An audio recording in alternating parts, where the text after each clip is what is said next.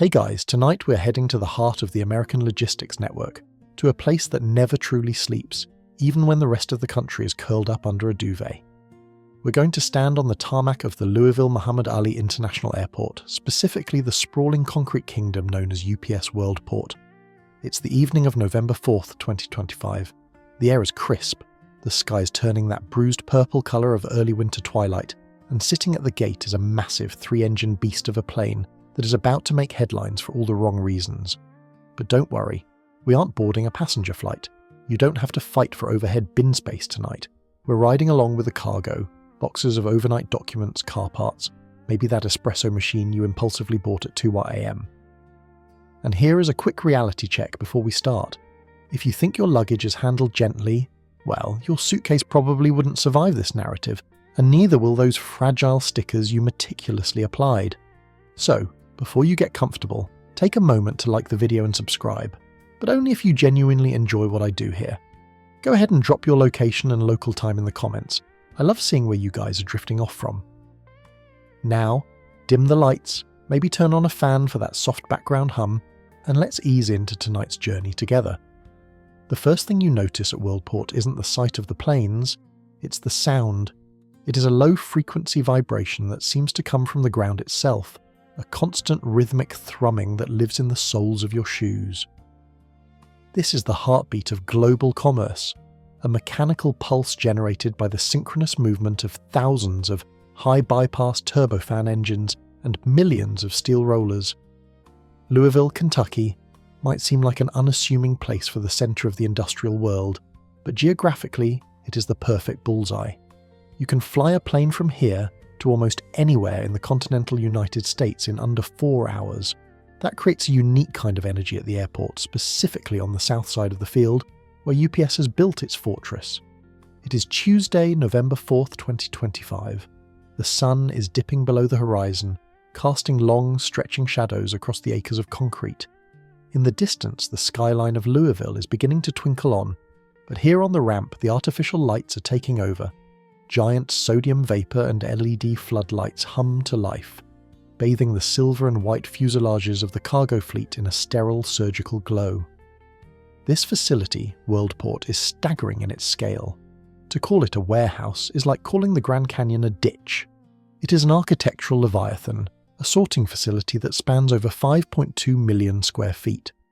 If you're trying to visualize that, imagine 90 football fields stitched together, covered in a roof, and filled with the most complex Rube Goldberg machine ever devised.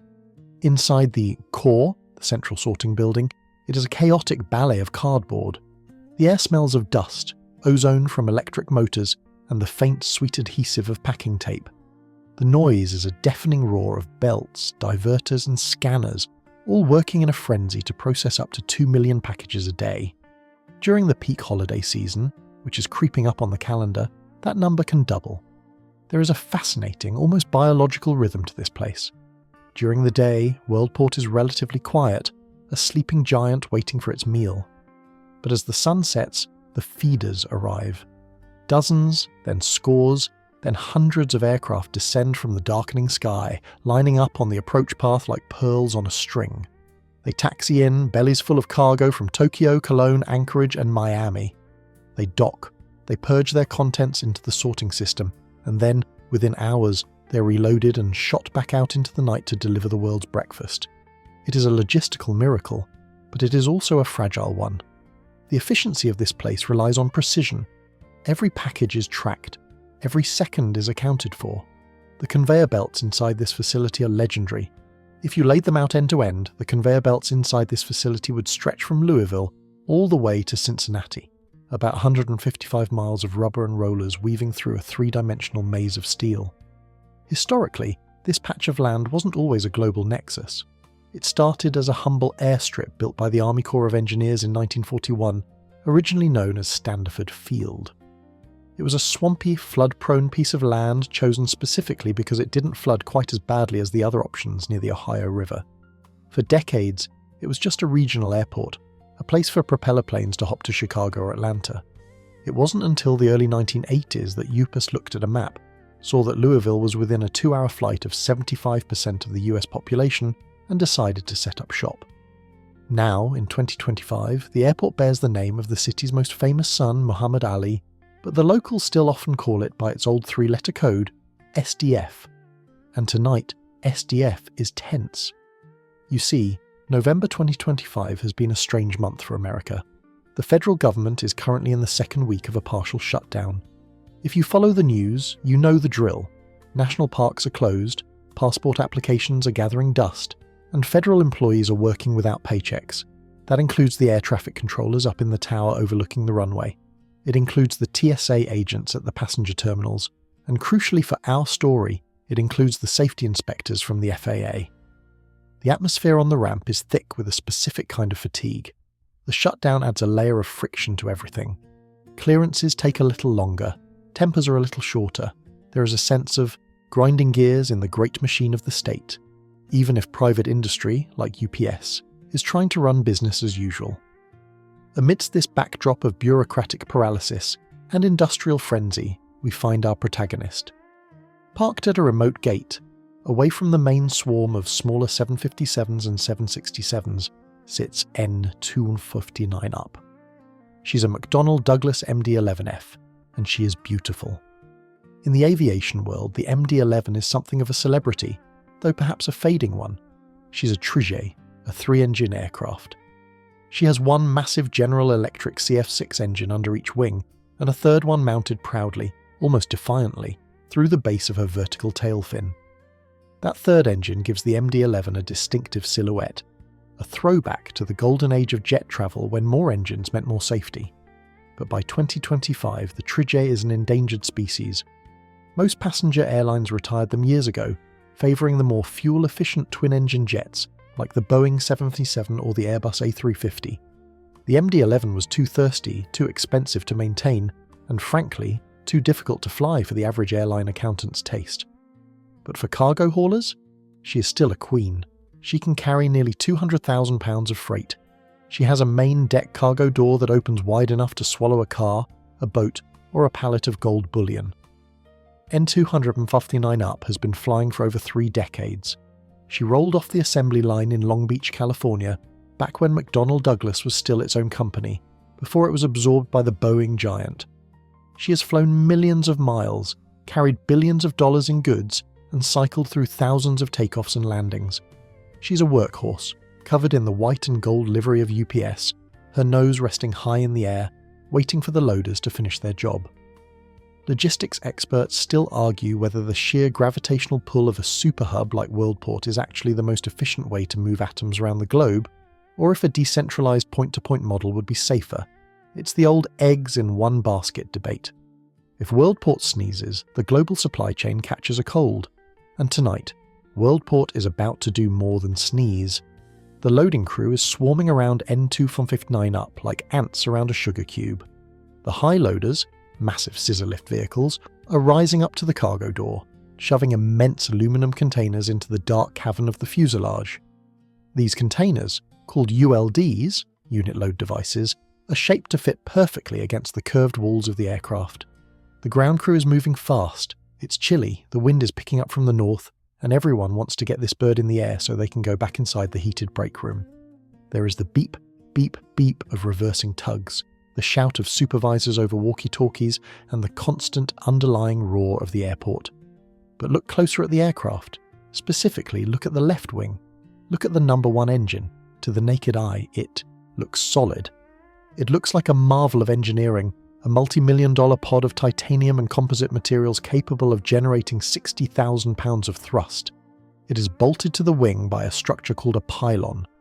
This pylon is the handshake between the engine and the airframe, a critical junction that has to withstand immense forces, thrust, gravity, turbulence, and the violent vibrations of takeoff. Inside that pylon, deep within the metal structure where no human eye can see during a standard walk-around check, there is a problem. It's not a big problem. Not yet. It is a microscopic fissure, a tiny canyon in the crystalline structure of the steel alloy.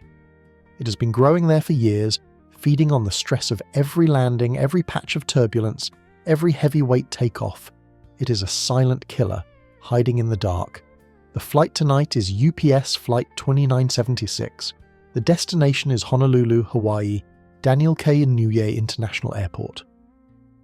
It's a long haul, over 4,500 miles across the heartland of America and the vast emptiness of the Pacific Ocean. Because of the distance, the plane is heavy with fuel. They have topped off the tanks, adding thousands of pounds of jetty to the wings. Heavy fuel load means a heavy takeoff. Heavy takeoff means maximum thrust. Maximum thrust means maximum stress on those engine pylons. As the sun finally disappears and the sky turns a deep velvety black, the crew of Flight 2176 is making their way through the terminal. They are walking past the vending machines and the sleeping pilots in the lounge, carrying their flight bags ready to step into the office. They don't know about the microscopic canyon in the metal. They don't know about the government shutdown affecting the inspection schedules. They just know they have a job to do and a long night over the ocean ahead of them. The stage is set, the players are in position. The physics of disaster are already in motion, waiting for the final variable to be locked in. To understand why N259 Up is sitting there on the tarmac like a coiled spring, you have to understand the machine itself. In the aviation world, the McDonnell Douglas MD-11 is not just an airplane, she is a personality type. If the Boeing 747 is the queen of the skies, regal, stable, universally adored, then the MD-11 is the diva of the skies. She's glamorous, high maintenance, incredibly powerful, and if you disrespect her for even a fraction of a second, she will ruin your entire career. Pilots have a complicated relationship with this aircraft. Ask a veteran MD-11 captain about the plane, and you will see a very specific expression cross their face. It's a mix of deep affection and post-traumatic stress. They love her because she's a hot rod.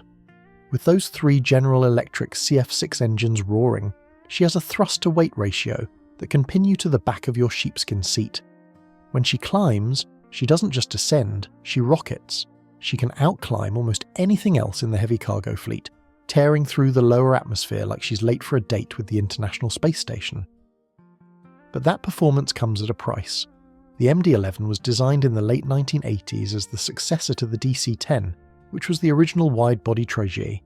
McDonnell Douglas was trying to compete with the ultra-modern Boeing 747-400 and the rising threat of Airbus, but they didn't have the budget to design a brand new plane from scratch.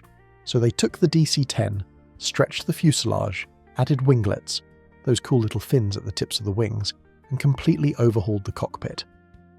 The most controversial change, however, was in the tail.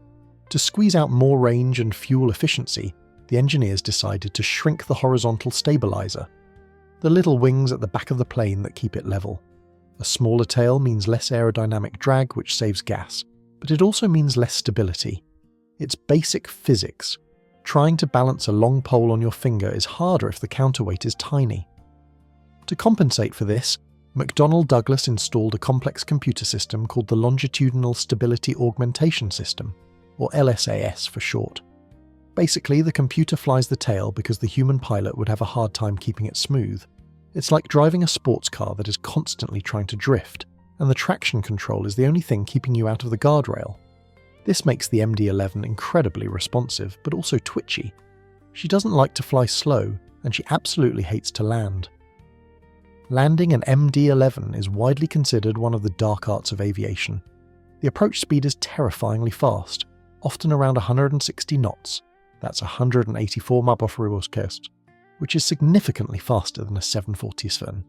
When you flare, that moment just before touchdown where you pull the nose up to settle the main wheels, the MD-11 is notoriously unforgiving. If you flare too late, you slam into the runway. If you flare too early, the computer gets confused, the tail loses authority, and you drop like a stone. There is a phenomenon known as the MD-11 bounce. If a pilot hits the runway too hard, the plane bounces back into the air. Instinct tells you to push the nose down to get back on the ground, but on an MD-11 that is a death sentence.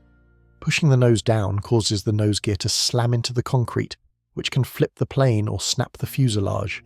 It has happened before, most notably in iconic crashes like FedEx Flight 80 in Narita. You have to be gentle, you have to romance the runway. You can't just mash the plane onto the asphalt like you're parking a rental car at the airport return lot. Because of these quirks, the MD-11 had a short life as a passenger jet. Airlines like Delta and American flew them for a while in the 90s, but they eventually got tired of the drama.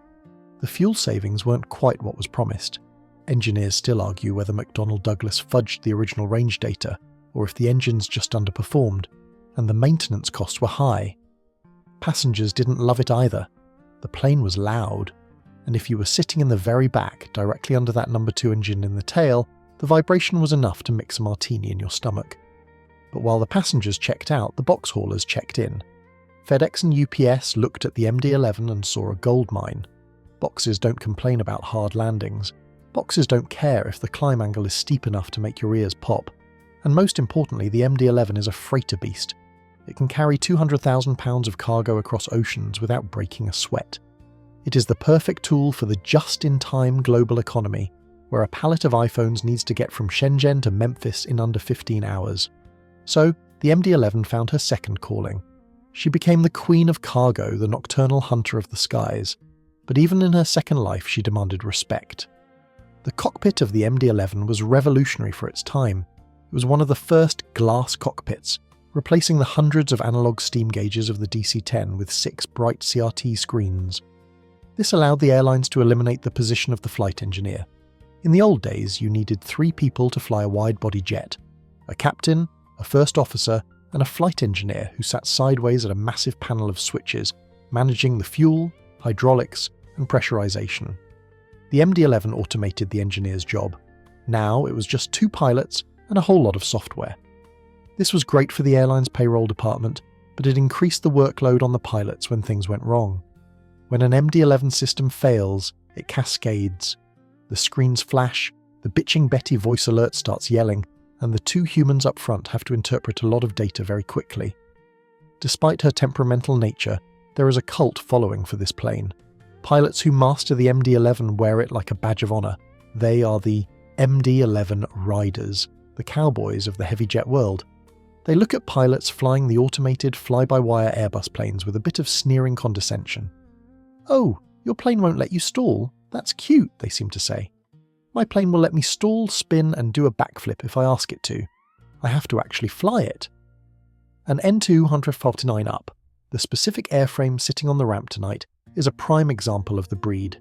She isn't new. By 2025, the MD-11 fleet is aging. These planes have been worked hard. They fly mostly at night, cycle through varying climates, and carry heavy loads. Metal fatigues, wires chafe. The plastic in the cockpit starts to yellow and crack. There is a fringe tidbit about the MD-11 that you won't find in the official brochures. Some mechanics swear the plane has moods. They claim that on certain days the hydraulic systems will leak for no reason, or the electrical generators will refuse to come online, only to work perfectly fine an hour later when a different mechanic tries it. It's anthropomorphism at its finest, but when you work around a machine that is 200 feet long and weighs 600,000 pounds, you start to attribute a soul to it. You start to believe that maybe she knows she's being retired soon, maybe she's cranky about the cold weather, or maybe she's just messing with you because she can. The design of the engine pylons, the very part that is about to fail on N259 up, is a marvel of 1980s engineering. The engines are massive and they hang forward of the wing leading edge. This positioning is crucial for balance, but it creates a massive cantilever effect. Imagine holding a bowling ball at arm's length. Your shoulder is the pylon. Now imagine jumping up and down while holding that bowling ball. That is the life of an engine mount. It takes the thrust, pushing forward, the weight, pulling down, and the gyroscopic forces of the spinning fan blades. The pylon is attached to the wing by a series of fittings, including the upper link and the fuse pins. These are designed to be the strongest points of the connection, but they are also designed with a fail-safe philosophy. In theory, if an engine seizes up or hits something massive, the pylon is designed to break away cleanly, to prevent the engine from ripping the wing off and rupturing the fuel tanks. It's a sacrificial feature. You lose the engine, but you keep the wing, and hopefully you keep flying. It's like a lizard dropping its tail to escape a predator. But that design philosophy assumes the break happens cleanly. It assumes the separation happens in the air, or during a crash landing, in a way that clears the airframe. It does not account for the engine deciding to liberate itself at maximum takeoff power, just feet above the ground, while the plane is in a high angle of attack climb. That is a scenario that exists in the darker corners of the simulator training syllabus, the kind of double failure scenario that instructors throw at you when they want to ruin your day. Tonight, however, it isn't a simulation. The physics are real. The metal fatigue in the upper link of the number 1 pylon on N259 up has reached a critical point. It is a ticking clock counted in flight cycles. As the fuel trucks finish topping off the tanks, the sheer mass of the aircraft settles onto its landing gear struts. You can actually see the plane dip slightly as the weight increases. The tyres bulge. The oleo struts compress. She is drinking thousands of gallons of Jet A, preparing to burn it all across the Pacific. It's ironic, really. We spend so much time worrying about the high-tech stuff, the navigation computers, the radar, the terror threats. But often, aviation disasters come down to the simplest, dumbest things. A bolt that wasn't tightened, a sensor that was covered in tape, or in this case, a piece of metal that just got tired of holding on. The MD-11 is a diva, yes. She demands attention, she demands perfection, and if you miss a spot, if you miss a crack in her armour during a routine inspection because you were rushing, or because the manual was confusing, or because the lighting in the hangar was bad, she doesn't forgive. She collects on that debt. And right now, the debt collectors are at the door. The 3 men responsible for N259 up tonight are climbing the metal stairs of the jet bridge, their breath puffing out in small white clouds against the cold Kentucky air. They are a study in contrasts, a trio brought together by the random lottery of the crew scheduling software, yet bound by the peculiar brotherhood of the freight dog life. First, there is Captain Richard Wartenberg, age 57. He is the father figure of this flight. Wartenberg is a man who wears his uniform with the comfortable, slightly rumpled authority of someone who has spent more time in the sky than on the ground. A retired lieutenant colonel from the Air Force Reserve, he spent years flying the C-141 Starlifter, another heavy transport jet that was famous for being loud, tough, and reliable. He has that classic pilot demeanour, calm, methodical, perhaps a little cynical about the management memos that clutter his inbox. He's the kind of guy who brings his own high-quality coffee grounds because the company stuff tastes like battery acid filtered through a dirty sock. Tonight, he is the pilot monitoring, meaning he will handle the radios and the checklists while his first officer does the actual flying. Walking a step behind him is First Officer Lee Truitt, 45. Truitt is the pilot flying for this leg. He is younger, sharper, perhaps a bit more eager. He came up the hard way, flying regional jets for SkyWest before landing the dream job at UPS in 2021. In the pilot world, moving from a regional carrier to a major like UPS is like getting drafted from the minor leagues to the Yankees. The pay triples, the respect skyrockets, and you trade the chaotic schedule of short-hop passenger flights for the long, grueling, but lucrative international cargo routes. Truitt is a man of diverse interests. He speaks Mandarin, plays the guitar, and has a reputation for being a meticulous planner.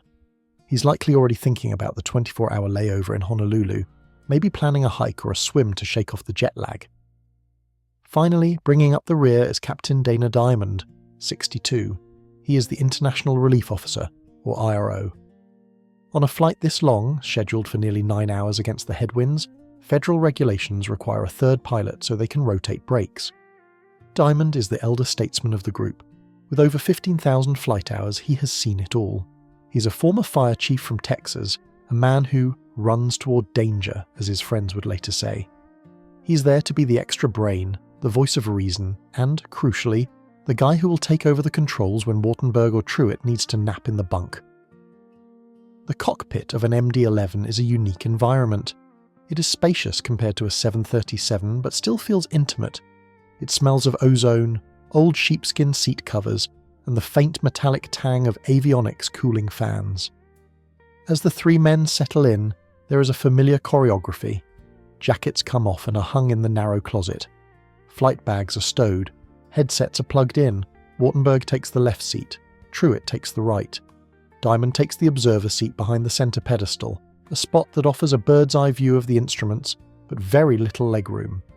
They begin the pre-flight flow. This is a ritual as old as aviation itself, but on a heavy jet it is a symphony of switch flipping. Wartenberg calls out the items, Truitt verifies and responds. Hydraulic pumps? Auto? Fuel crossfeed? Closed. Anti-ice? Off. There is a fringe tidbit about pilot culture that you won't see in the recruitment brochures.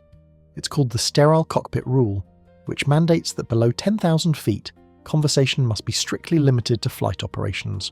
No talking about football, no asking about the kids, no complaining about the government shutdown.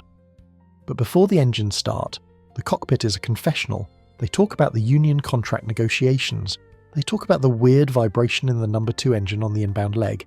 They talk about the bunkie, the relief pilot's sleeping quarters, which on the MD-11 is a small coffin-like module located just outside the cockpit door.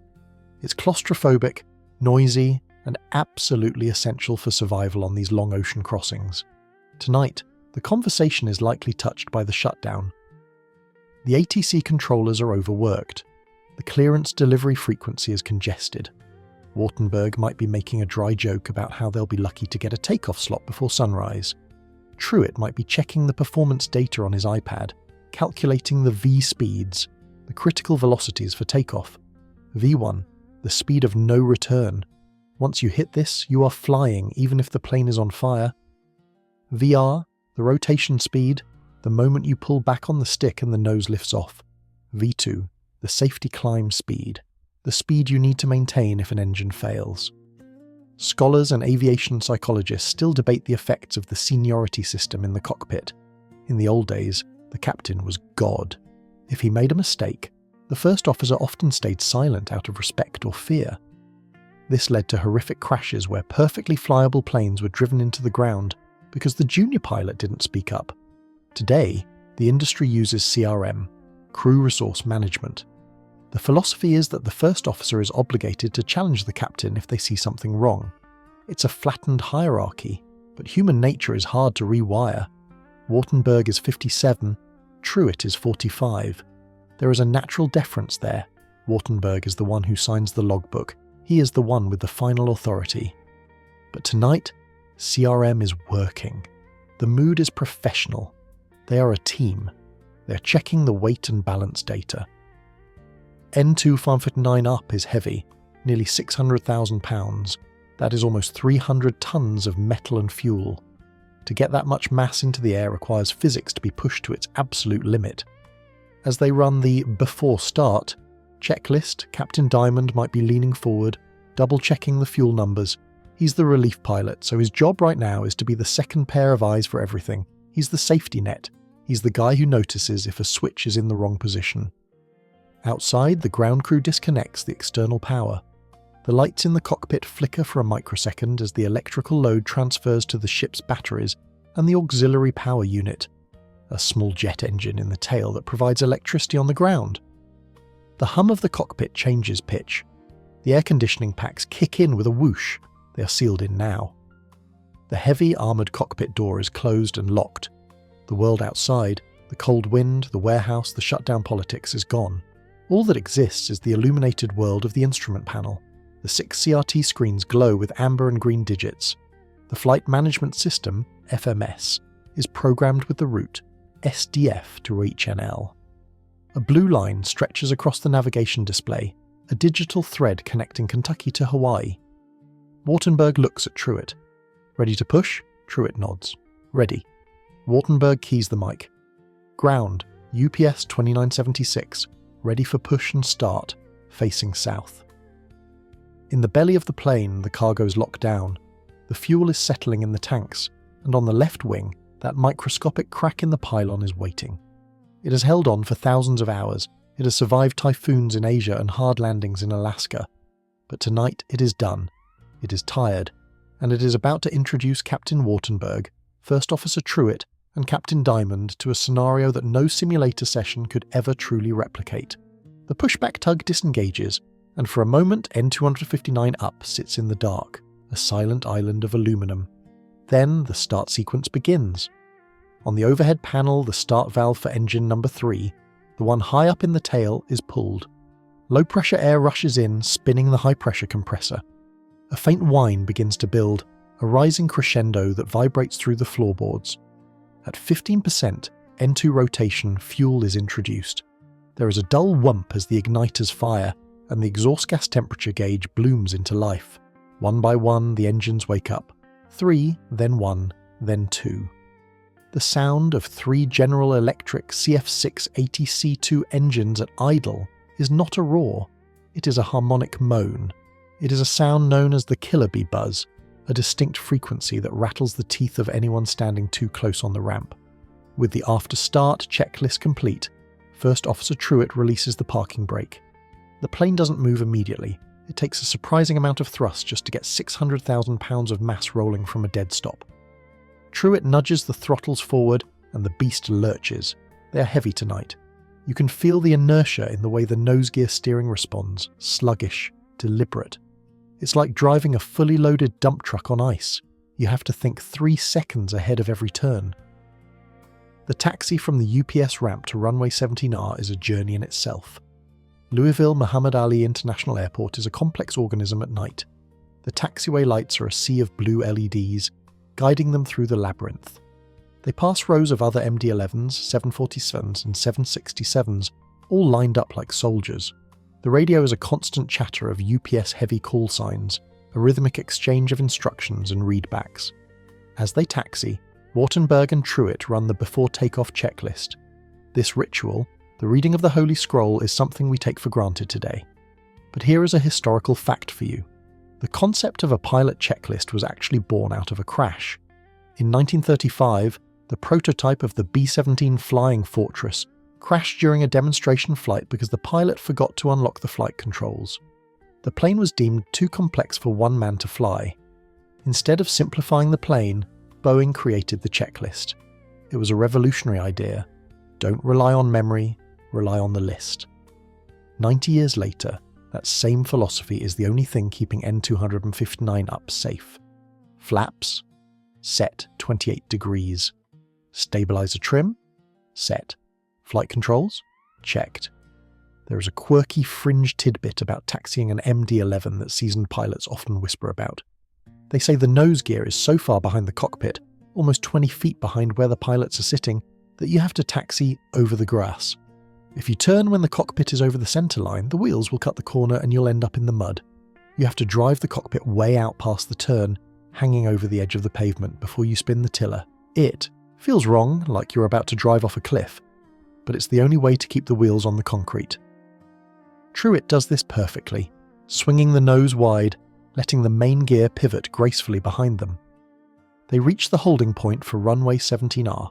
The runway is a black river of asphalt 11,187 feet long, stretching south into the darkness. It is one of the longest commercial runways in the region, designed specifically for heavy haulers like this one. Tower, UPS 2976 Heavy, ready at 17 right. The controller's voice is crackly but clear. UPS 2976 Heavy, Louisville Tower, wind 160 at 6, runway 17 right cleared for takeoff. Wartenberg reaches up and turns on the landing lights. The beams cut through the night, illuminating the runway centerline stripes. Truett taxis the aircraft into position, lining up the nose with the white paint. He brings the plane to a complete stop. Now, here is where we get into the weeds. Engineers and pilots still debate the safety merits of the rolling takeoff versus the static takeoff. In a rolling takeoff, you don't stop. You just swing onto the runway and gun it. It saves time and momentum. In a static takeoff, you stop, hold the brakes, run the engines up to 70% power to make sure they are stable, and then release the brakes. Tonight, they do a static takeoff. Why? Because they are heavy. They need every inch of that runway. They need to know the engines are producing power before they start their roll. Truett holds the toe brakes. He pushes the 3 throttle levers forward to the vertical position. The engines spool up. The noise in the cockpit changes from a hum to a growl. The vibration increases. The plane strains against the brakes, the nose dipping slightly as the thrust tries to push it forward. "Engine stable," Wartenberg calls out. Truett releases the brakes. "Set takeoff thrust." Truett pushes the levers all the way to the gate. The auto-throttle system takes over, fine-tuning the fuel flow to give them exactly the power they calculated. 60,000 pounds of thrust per engine. Total, 180,000 pounds of force. The resulting sensation isn't speed, it's pressure. You are pressed back into the seat. The runway lights start to accelerate past the window, slowly at first, then faster. Bump, bump, bump, goes the nose gear on the centerline lights. 80 knots, Wartenberg calls. Checked, Truett replies. This is the first gate. If anything weird happens before 80 knots, they abort immediately.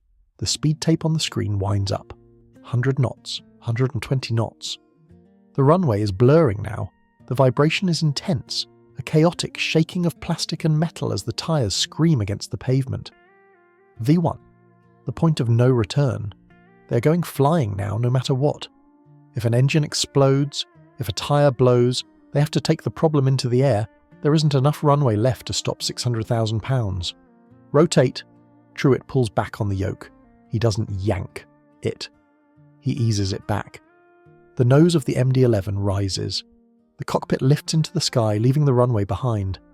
The main wheels, 8 of them on the main struts and 2 on the centre strut, hang on for a split second longer. Then they too leave the ground. For a heartbeat, everything is perfect. They are airborne. The altimeter flickers off 0. They are climbing. And then, 25 seconds after the brakes were released, just as the vertical speed indicator confirms a positive rate of climb, the physics of the pylon finally give up. There is no warning, no check engine light, just a violent, ear-shattering bang that is felt more than heard. The aircraft yaws violently to the left, as if a giant hand has grabbed the wingtip and yanked it back. In the cockpit, the world instantly goes from routine to nightmare. The master warning light flashes red. The stick shaker activates, a mechanical motor vibrating the control column to warn of an impending stall. "Engine fail!" Wartenberg shouts, his training kicking in instantly. But this isn't a normal engine failure. A normal failure means the engine just stops spinning. Outside, on the left wing, the number 1 engine hasn't just stopped, it has liberated itself. The rear fuse pins have sheared. The front attachment point has snapped. The massive pod, still producing takeoff thrust, pivots upward, flips over the leading edge of the wing and tears itself free. It is a catastrophic amputation. And for the 3 men in the cockpit, the fight for survival has just begun. The moment N2 from 59 up reaches 153 knots, the transition from a high-speed ground vehicle to an aircraft begins. This is the rotation phase, the most delicate handshake between gravity and lift. First Officer Truett eases the yoke back, commanding the elevators on the tail to bite into the airstream. The nose wheel lifts off the concrete. The angle of attack increases to 12 degrees. The wings accept the load, bowing upward as they take on the full weight of the 600,000-pound vessel. And it is precisely here, in this microsecond of transfer, where the weight of the plane shifts from the landing gear to the wing structure, that the fatigued steel in the number 1 pylon finally surrenders. It doesn't happen like it does in the movies. There is no slow-motion creaking. It is instantaneous violence. The sequence of destruction is a masterclass in physics gone wrong. The rear fuse pins, massive steel bolts designed to hold the engine in place, shear first. They snap under the immense torque of takeoff thrust combined with the g-force of rotation.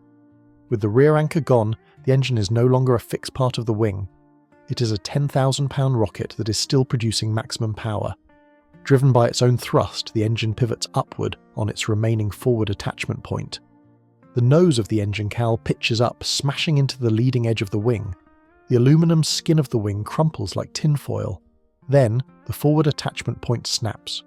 For a fraction of a second, the General Electric CF6 engine is flying in formation with the wing, untethered, a rogue satellite. Then, aerodynamic drag and the angle of the climb take over. The engine flips backward, tumbling up and over the top of the left wing. It arcs through the air, a spinning cylinder of titanium and fire, before crashing down onto the runway behind the departing jet. Inside the cockpit, the sensation is sickening. Imagine you're driving a car at 180 miles per hour, and suddenly someone rips the front left wheel off and simultaneously slams a sledgehammer into the side of the chassis. The aircraft yaws violently to the left. The nose, which should be tracking straight down the runway centerline, swings wildly toward the grass. "Whoa!" Truett yells, his hands fighting the yoke. The cockpit is instantly flooded with the cacophony of disaster. The master warning light, a terrifying red brick on the glare shield, illuminates. The fire bell begins to ring, a piercing, rhythmic clang that is designed to be impossible to ignore. Ding, ding, ding, ding, ding, ding. But here is the terrifying part. They don't know the engine is gone. In a modern airliner, you cannot see the wings from the cockpit. The pilots are sitting in a windowless tube looking forward. They can't crane their necks to check the pylons. To Wartenberg and Truett, this feels like a catastrophic engine failure, a V1 cut. It feels like the number 1 engine has simply flamed out or exploded internally. They have no idea that they are now flying a glider on the left side and a rocket on the right, with a massive shift in the centre of gravity that no simulator has ever trained them for. "Engine failure number 1, Wartenberg shouts, his voice cutting through the alarms. "Rotate! Keep it coming!" This is the instinct of 1,000 training sessions. When an engine fails at rotation, you must get the plane into the air. You cannot stop. You're out of runway. You have to fly the plane out of the problem. Trijet stomps on the right rudder pedal. This is the standard counter move. Dead foot, dead engine. If the left engine is dead, the plane wants to turn left. You push the right pedal to keep the nose straight. But the plane is fighting him with a ferocity he has never felt before. The rudder feels mushy. The yoke is vibrating so hard it's blurring his vision. There is a quirky fringe tidbit about heavy jet pilots and phantom sensations. In high-stress failures, pilots have reported feeling the throttle lever moving in their hand even when they aren't touching it, or feeling a vibration that they swear is coming from the floor when it's actually coming from the aerodynamic buffet on the tail. It's the brain trying to make sense of conflicting data. Right now, Trijet's brain is screaming that the left wing is heavy, that it's dragging, but he doesn't know that he has actually lost mass. The loss of the engine weight should theoretically make the left wing lighter, but the loss of thrust and the mangled aerodynamics are creating a drag penalty that mimics a giant hand pulling them down. Scholars and aviation safety experts still debate the fidelity of full-flight simulators in replicating this specific scenario. A simulator is a box on hydraulic stilts. It can tilt and shake, but it cannot replicate the sustained g-forces of a spiral, nor can it truly model the lurch of 5 tons of metal departing the airframe. Most pilots train for a flameout. The engine just stops. They rarely, if ever, train for a separation. The math model in the computer simply doesn't account for the missing mass, so Trijet and Wartenberg are effectively test pilots now, flying a configuration that doesn't exist in the manual. "Positive rate," Wartenberg calls out, though his voice is tight. The altimeter is moving, they are climbing, but it is a shallow, struggling climb. They are barely clearing the blast fence at the end of the runway. The fire bell continues to ring. "Ding, ding, ding! Gear up!" Trijet commands. Wartenberg reaches for the heavy gear lever and swings it up. The sound of the hydraulic pumps whining to retract the landing gear adds to the noise. But something is wrong. The plane isn't accelerating. Usually, once the gear comes up, the MD-11 surges forward, cleaning itself up for the climb. But N259 up is wallowing. The airspeed is decaying. 160 knots, 158 knots, 155 knots. They're hanging in the sky by a thread, on the ground. The tower controller watches in horror. He sees the flash of light as the engine separates. He sees the burning debris tumbling along runway 17R. And he sees the massive bulk of the MD-11 staggering into the air, trailing a plume of white vapour, fuel spraying from the severed lines where the engine used to be.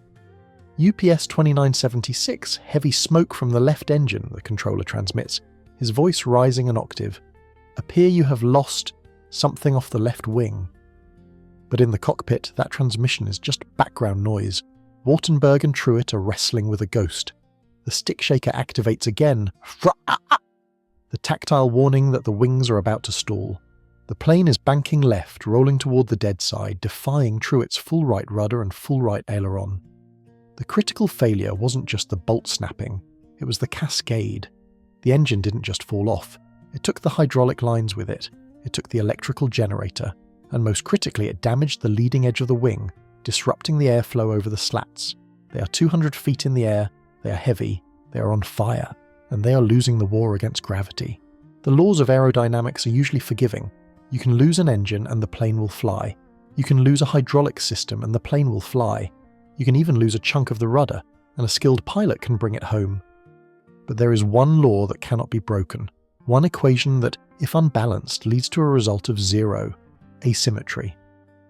As N259 up claws for altitude, reaching a pitiful apex of roughly 300 feet above the ground, it is caught in a deadly aerodynamic vice. When the number 1 engine tore itself free, it didn't just leave a vacancy, it left a wound. The leading edge of the left wing, the curved front surface that is critical for generating lift, has been savaged. The slat system, those movable panels that extend forward to allow the wing to fly at slow speeds, has been crushed or severed. Here is the mainstream historical fact that haunts this moment. In aviation, lift is a function of airspeed and wing shape. With the slats extended, a wing can keep flying at 150 knots. With the slats retracted or destroyed, that same wing might need 180 knots to stay flying. Below that speed, it stops being a wing and starts being a brick. On the right side of the fuselage, the number 3 engine is screaming at full takeoff power. In the tail, the number 2 engine is doing the same. They are pushing the right side of the plane forward and up, but on the left side there is nothing but dead air and mangled aluminum. The left wing is dying. It is stalling. It is losing its grip on the sky. The result is a roll moment of terrifying proportions. The right wing flies, the left wing drops. The plane begins to twist onto its side. Inside the cockpit, the physical sensation is disorientation. First Officer Trijet has the control yoke turned all the way to the right. He's hitting the mechanical stop. He's practically standing on the right rudder pedal. In a normal airplane, this input would snap the plane into a sharp right turn, but N259 up ignores him. She continues to roll left. Bank angle, the electronic voice of the GPWS, Ground Proximity Warning System, barks. It is a calm, robotic male voice. It doesn't panic. It just states the facts. Bank angle. "I've got no control," Trijet yells, his voice straining with the physical effort. "She's rolling over." Captain Wartenberg sees the attitude indicator, the artificial horizon on his screen. The blue sky is disappearing, replaced by the brown earth, tilting crazily at a 60-degree angle. He knows, with the cold clarity of experience, that they are in a VMC rollover. VMC is the minimum control speed with the critical engine inoperative. It is the speed below which the rudder is not powerful enough to counteract the thrust of the good engines. If you go below VMC while at full power, the plane will flip on its back. The only way to save it is to reduce power on the good engines, to stop them from pushing the nose over, but they are 300 feet off the ground. If they reduce power, they fall. If they keep power, they flip. It is a checkmate. Scholars and accident investigators still debate whether a reflexive power reduction is something that can be trained. It is counterintuitive. Every cell in a pilot's body screams power, climb, get away from the ground.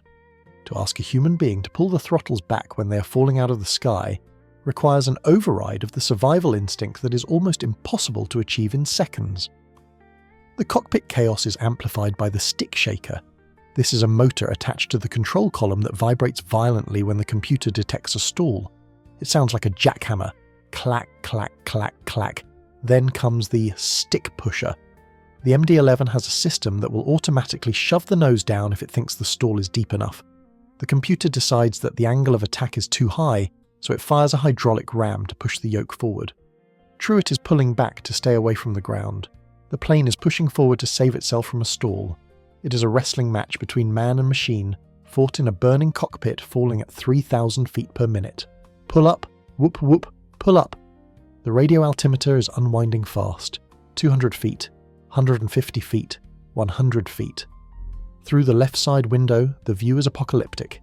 Usually, at this point in the flight, you would see the horizon or the distant lights of the city. Instead, Wartenberg sees the rooftops of the industrial park rushing up to meet them. He sees the streetlights. He sees the parking lot of the UPS Supply Chain Solutions warehouse. The ground is not below them anymore, it is beside them, and it is getting closer. There is a fringe tidbit about the psychological processing of inevitable impact. Survivors of crashes and pilots who have been in near-death incidents often report a phenomenon called temporal distortion. Time stretches. The 25 seconds of this flight feel like 20 minutes. They notice absurd details. Wartenberg might notice the specific shade of yellow on a street lamp. Trijet might notice a dust mote dancing in the light of the master warning flash. The brain, overwhelmed by the magnitude of the threat, hyperfocuses on the trivial, but the reality is swift. The aircraft has rolled past 90 degrees. The wings are now vertical. The lift vector is pointing sideways, not up. Gravity claims its prize. The nose drops. The plane enters a side slip, slicing through the air like a falling knife. The sound of the wind changes from a rush to a shriek.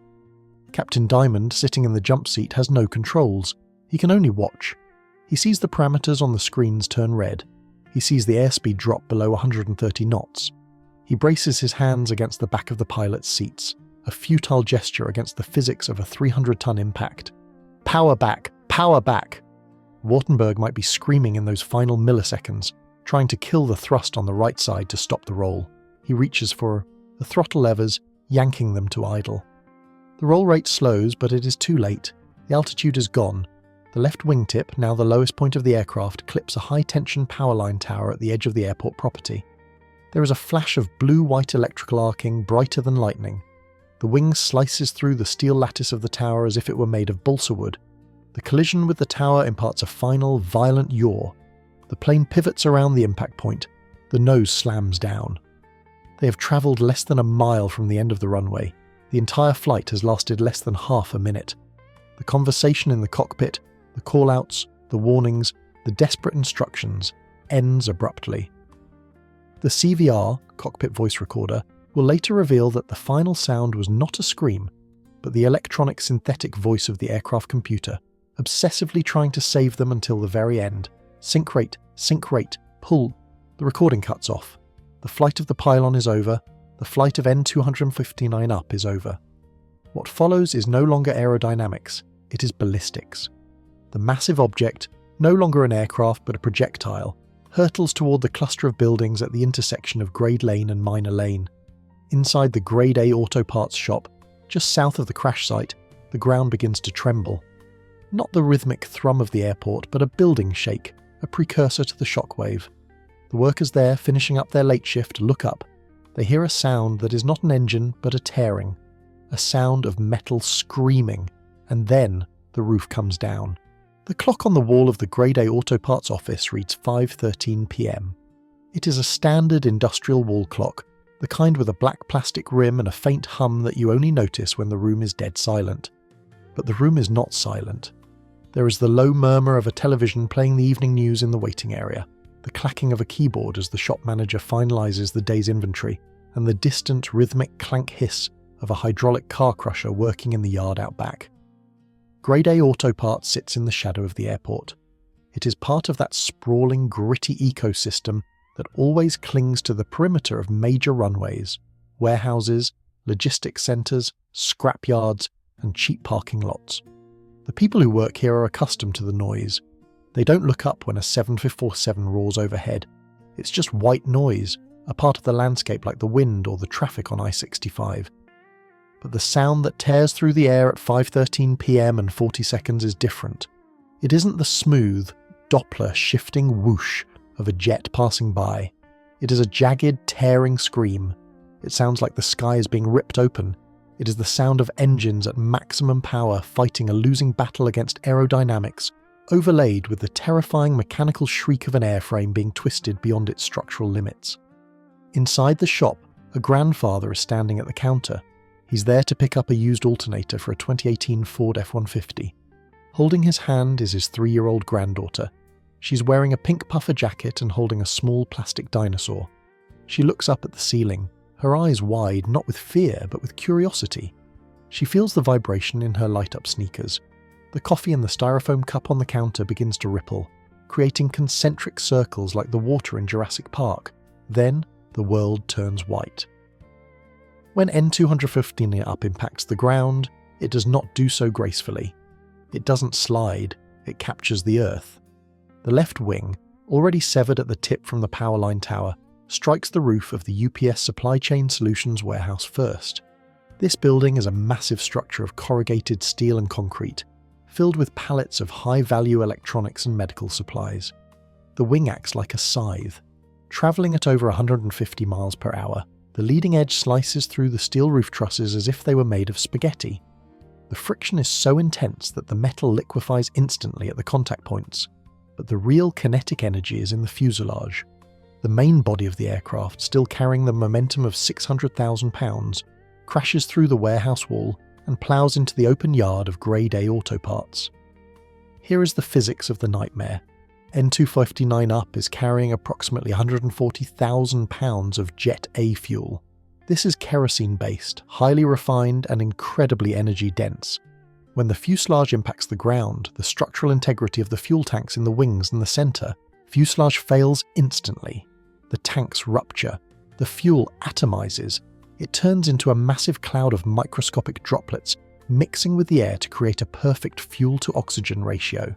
Then, the hot engines, still spinning, still burning, ignite the cloud. The result is not just a fire, it is a deflagration. A massive fireball erupts, expanding outward at supersonic speeds. It is a wall of orange and black that consumes everything in its path. The thermal radiation is so intense that it blisters paint on cars 3 blocks away. Inside the blast zone, the devastation is total. The Grade A auto parts building is simply erased. The shockwave blows the walls out, and the fireball rushes in to fill the vacuum. The grandfather, the little girl, the manager behind the counter, they are gone in the space of a single heartbeat. There is no pain, no realization of death. The speed of the neural signal from the eye to the brain is slower than the speed of the blast wave. They are extinguished before their brains can even register the flash of light. The aircraft breaks apart into 3 main sections. The cockpit section, containing Captain Wartenberg, First Officer Truitt, and Captain Diamond, shears off and tumbles forward, rolling like a crushed soda can across the scrapyard. It comes to rest upside down, crushed beneath the weight of the forward fuselage. The centre section, where the wings join, becomes the epicenter of the Inferno. The heat is so intense, estimated at over 2,000 degrees Fahrenheit, that it begins to melt the aluminum of the fuselage. Pools of molten metal mix with the burning jet fuel, creating a toxic metallic lava that flows through the wreckage. The tail section, with the No. 2 engine still mounted in the vertical stabilizer, snaps off and is thrown clear. It lands in the parking lot of the neighbouring logistics centre, crushing 3 parked semi-trucks. The debris field is horrific in its scale. It stretches for nearly 3,000 feet. It is a chaotic landscape of twisted steel, burning rubber and shattered cargo. Thousands of packages have burst open. The ground is littered with the detritus of global commerce, charred sneakers, melted laptops, scattered documents, and the twisted remains of cars from the scrapyard that have been tossed around like toys. Historically, ground casualties in aviation accidents are rare, but when they happen, they are psychologically devastating to the public. We accept the risk when we buy a ticket and get on a plane, but the idea that you can be sitting at work or buying an alternator or sleeping in your bed and be killed by a falling jetliner feels like a violation of the social contract. It echoes the horror of the 1972 crash of a Southern Airways DC-9, which killed 10 people on the ground, or the 2009 Colgan Air crash in Buffalo, which killed a man in his living room. It reminds us that the sky is heavy, and sometimes it falls. There is a fringe tidbit about fuel, air, explosives, FAE, that military theorists often discuss, and which applies grimly here. The atomization of the fuel before ignition created an overpressure wave similar to a small tactical weapon. This pressure wave didn't just knock buildings down, it pulverized them. Investigators will later find car parts from the scrapyard embedded in the concrete walls of buildings half a mile away. The whump of the ignition was felt by seismographs at the University of Louisville, registering as a small localized earthquake. Amidst the firestorm, there are survivors, but they are on the periphery. In the far corner of the scrapyard, a forklift driver named Elias was shielded by a stack of crushed cars. The blast wave threw him from his cab, and the heat singed his eyebrows off, but the wall of steel junk saved his life. He crawls out from under the forklift, coughing, his ears ringing with a deafness that will never fully go away. He stands up and looks at what used to be his workplace. It is a scene from Dante. The fires are roaring with a sound like a jet engine on takeoff, a cruel irony. The air is thick with black, oily smoke that blocks out the twilight. "Help!" a voice screams. "Help me!" It is coming from the warehouse. The wings sliced through the roof, but the main fuselage missed the bulk of that building. The impact, however, collapsed the loading dock.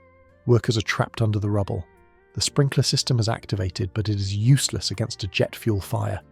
The water hits the burning kerosene and instantly flashes to steam, adding scalding vapour to the hazards. Elias stumbles forward, instinctively moving toward the screams, but the heat drives him back. You cannot get close. The radiant heat is physically pushing him away, like a solid hand against his chest. Scholars and urban planners still debate the ethics of runway protection zones, RPZs. These are the trapezoidal areas off the ends of runways where the FAA recommends limiting development. But recommendations are not laws. Cities want tax revenue. Airports want to expand.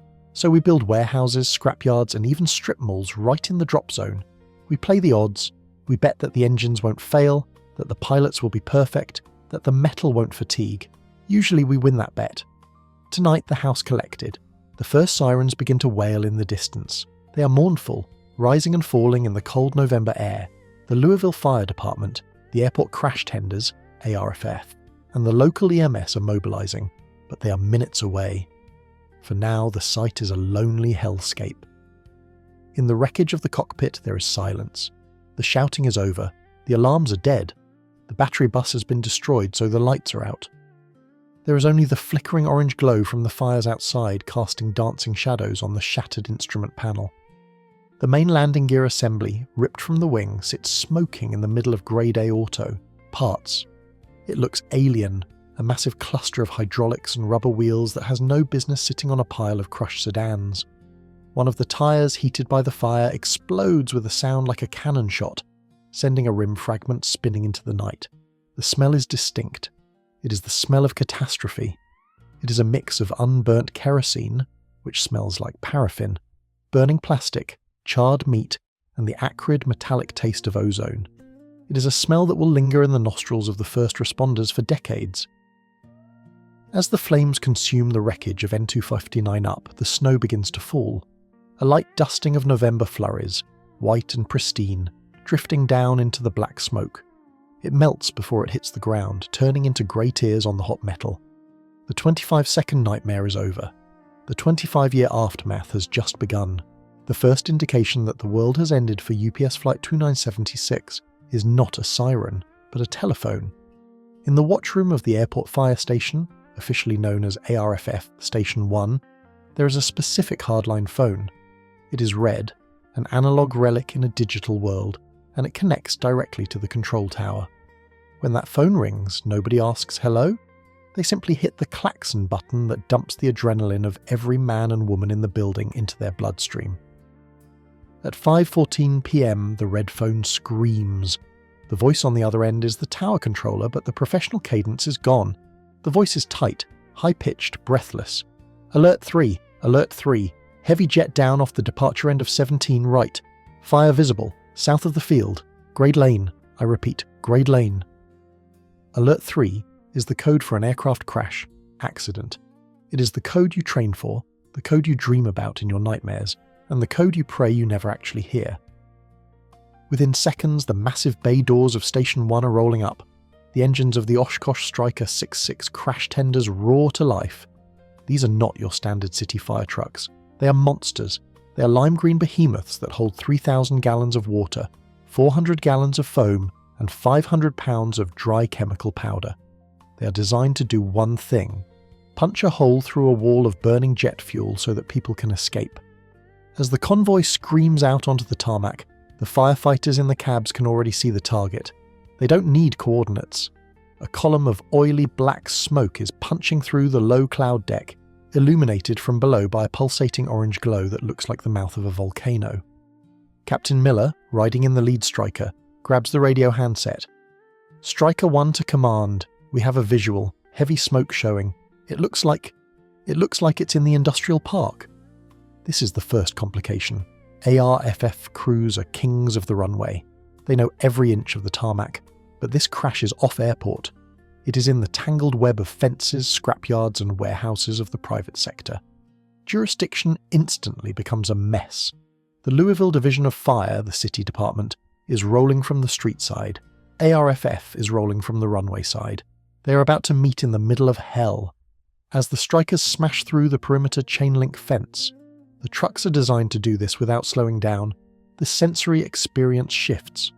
On the runway, it was open space. Here, in the debris field, it is a claustrophobic nightmare. The heat hits them first. Even inside the insulated cab of the truck with the AC blasting, Miller can feel the radiant energy on his face.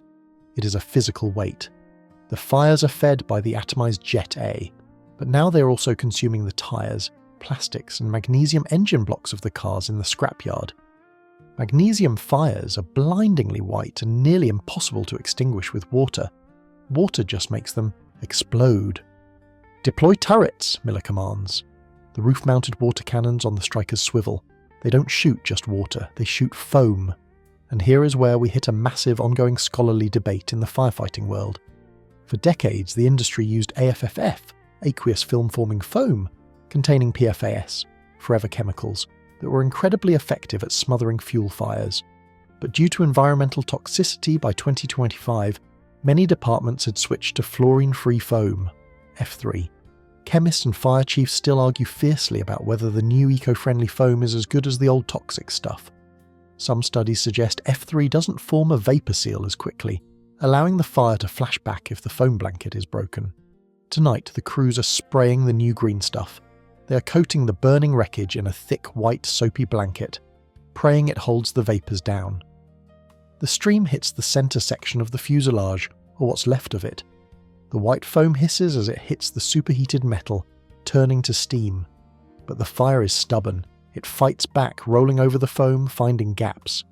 "Casualties! We have casualties!" the driver of Striker 2 shouts. Out of the smoke, walking like zombies, come the survivors. These are not the passengers. This was a cargo flight. These are the workers from the auto parts shop and the warehouse. They are covered in grey dust and soot. Some are burned, their clothes fused to their skin. They are wandering aimlessly, stunned by the overpressure of the blast. This is the walking wounded phase of a mass casualty incident. The firefighters have to make a brutal switch. They are no longer just putting out a fire, they are doing triage. Triage is a French word meaning to sort. It is a cold mathematical process. You look at a victim and you assign them a colour. Green, walking, minor injuries. Yellow, can't walk but stable. Red, critical, will die without immediate help. Severe burns, arterial bleeding. Black, dead or unsalvageable. It is the black tag that haunts you. In a disaster of this magnitude, unsalvageable doesn't just mean dead. It means someone who is still breathing but has burns over 90% of their body. It means someone trapped under a 10-ton slab of concrete while the fire approaches. You tag them black, and you move on to someone you can actually save. It violates every human instinct, but it is the only way to save the maximum number of lives. A mainstream historical fact. The concept of the golden hour, the idea that trauma patients have the best chance of survival if they get to a surgeon within 60 minutes, was pioneered by R. Adams Cowley in Baltimore. But in a hazmat fire like this, the clock is ticking faster. The smoke contains hydrogen cyanide and phosgene gas from the burning plastics. Even if the fire doesn't touch you, the air will kill you. Captain Miller jumps out of the truck fully geared up in his silver proximity suit. This suit makes him look like an astronaut. It reflects 90% of radiant heat, allowing him to walk closer to the flames than a normal bunker gear suit would permit. He moves toward the crushed cockpit section. He's looking for the crew. He knows N and Rasmussen 59 up had 3 souls on board. He has the manifest in his head. Wartenberg, Truett, Diamond. The cockpit section is a mangled ball of aluminum, resting upside down near a pile of crushed sedans. The windows are blown out. Smoke is pouring from the interior. Miller shines his high-intensity light into the void. What he sees stops him cold. The compression of the impact has reduced the flight deck, a space that used to be spacious, to a cavity the size of a closet. There is no movement. There is no sound of groaning. The heat inside is intense enough to melt the plastic yolk. He keys his radio, his voice flat. "Command, Striker 1, cockpit section located. No signs of life. It's a recovery mode for the flight deck. Repeat, recovery mode." "Copy, Striker 1, command replies. The silence on the channel following that transmission is heavy. Everyone knows what that means. The brothers in the sky are gone. Now the fight is for the people on the ground. As the city fire trucks arrive from the street side, a chaotic symphony of sirens fills the air. Police cruisers are blocking off Grade Lane to stop the flood of onlookers. Because here is a fringe tidbit about human psychology. Disasters are magnets. Despite the danger, despite the toxic smoke, people flock to the scene. It's called convergence behaviour. They get out of their cars on the highway. They film with their phones. Some even try to run toward the fire to help, only to become casualties themselves. Police officers have to physically tackle people to keep them from running into the blast zone. Amidst the roar of the water cannons and the shouting of the medics, there is a sound that is uniquely haunting to 21st century crashes. It is the sound of ringing cell phones. Hundreds of packages were scattered by the crash. Many of them contained electronics. But also the phones of the victims, the workers in the warehouse, the crew in the cockpit, are ringing. Loved ones are seeing the news. They are calling. Ring, ring, ring. It comes from the rubble. It comes from the pockets of the dead. It comes from the burning grass. A cacophony of marimbas, digital chimes, and pop songs playing from beneath the debris. It is a chorus of ghosts, signalling the panic of the living. Captain Miller tries to tune it out. He focuses on a partially collapsed wall of the Grade A auto parts building. A hand is sticking out from under a steel beam. It's moving. Over here, I've got a live one. The firefighters swarm. They bring the jaws of life.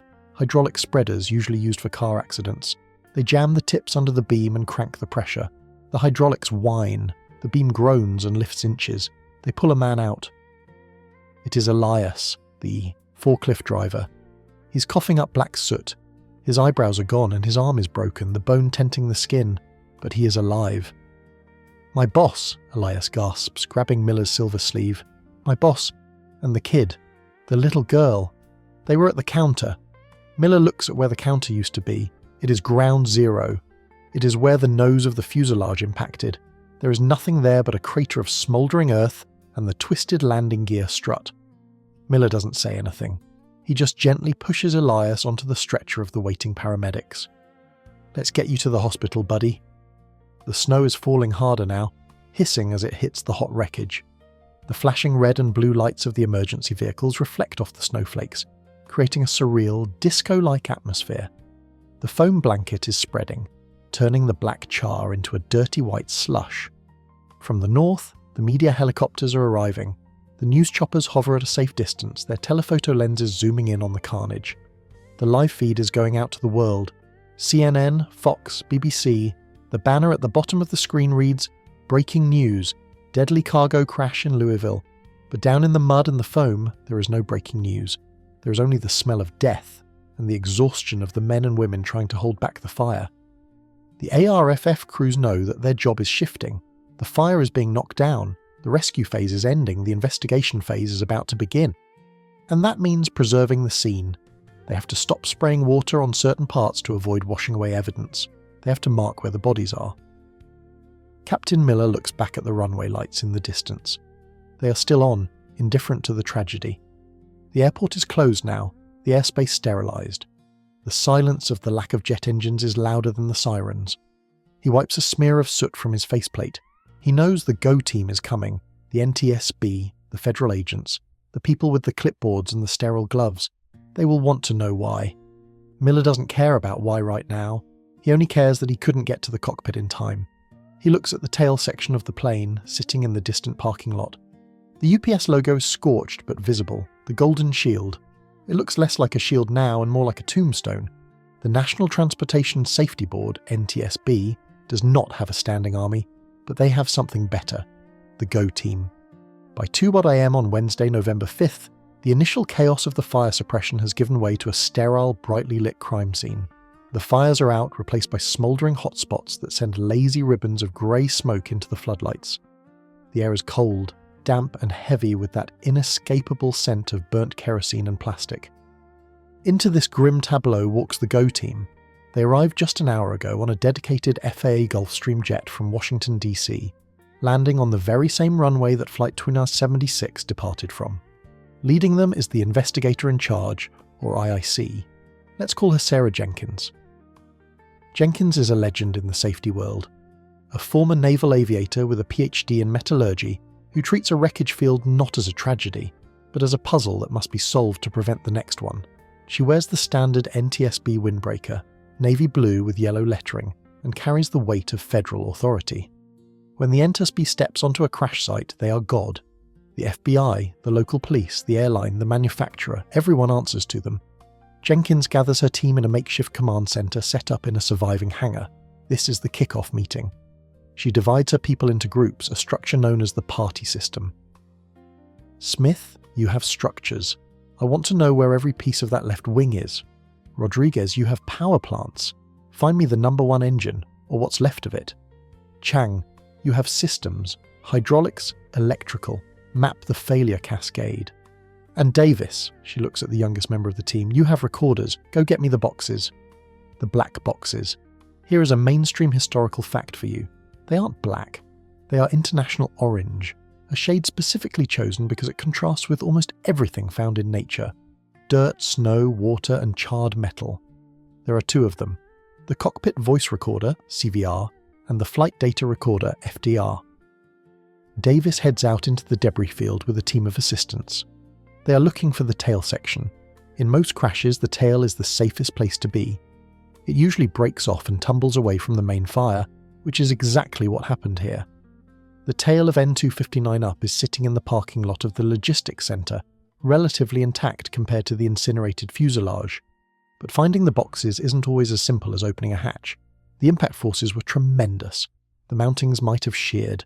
The boxes could have been thrown clear, buried under mud, or melted into a glob of aluminum.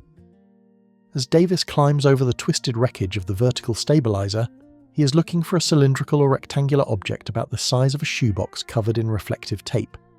These devices are built to survive the apocalypse. They are titanium encased, capable of withstanding 3,400 Gs of impact, force and temperatures of 2,000 degrees Fahrenheit for an hour. Engineers and safety advocates still argue fiercely about the streaming data debate.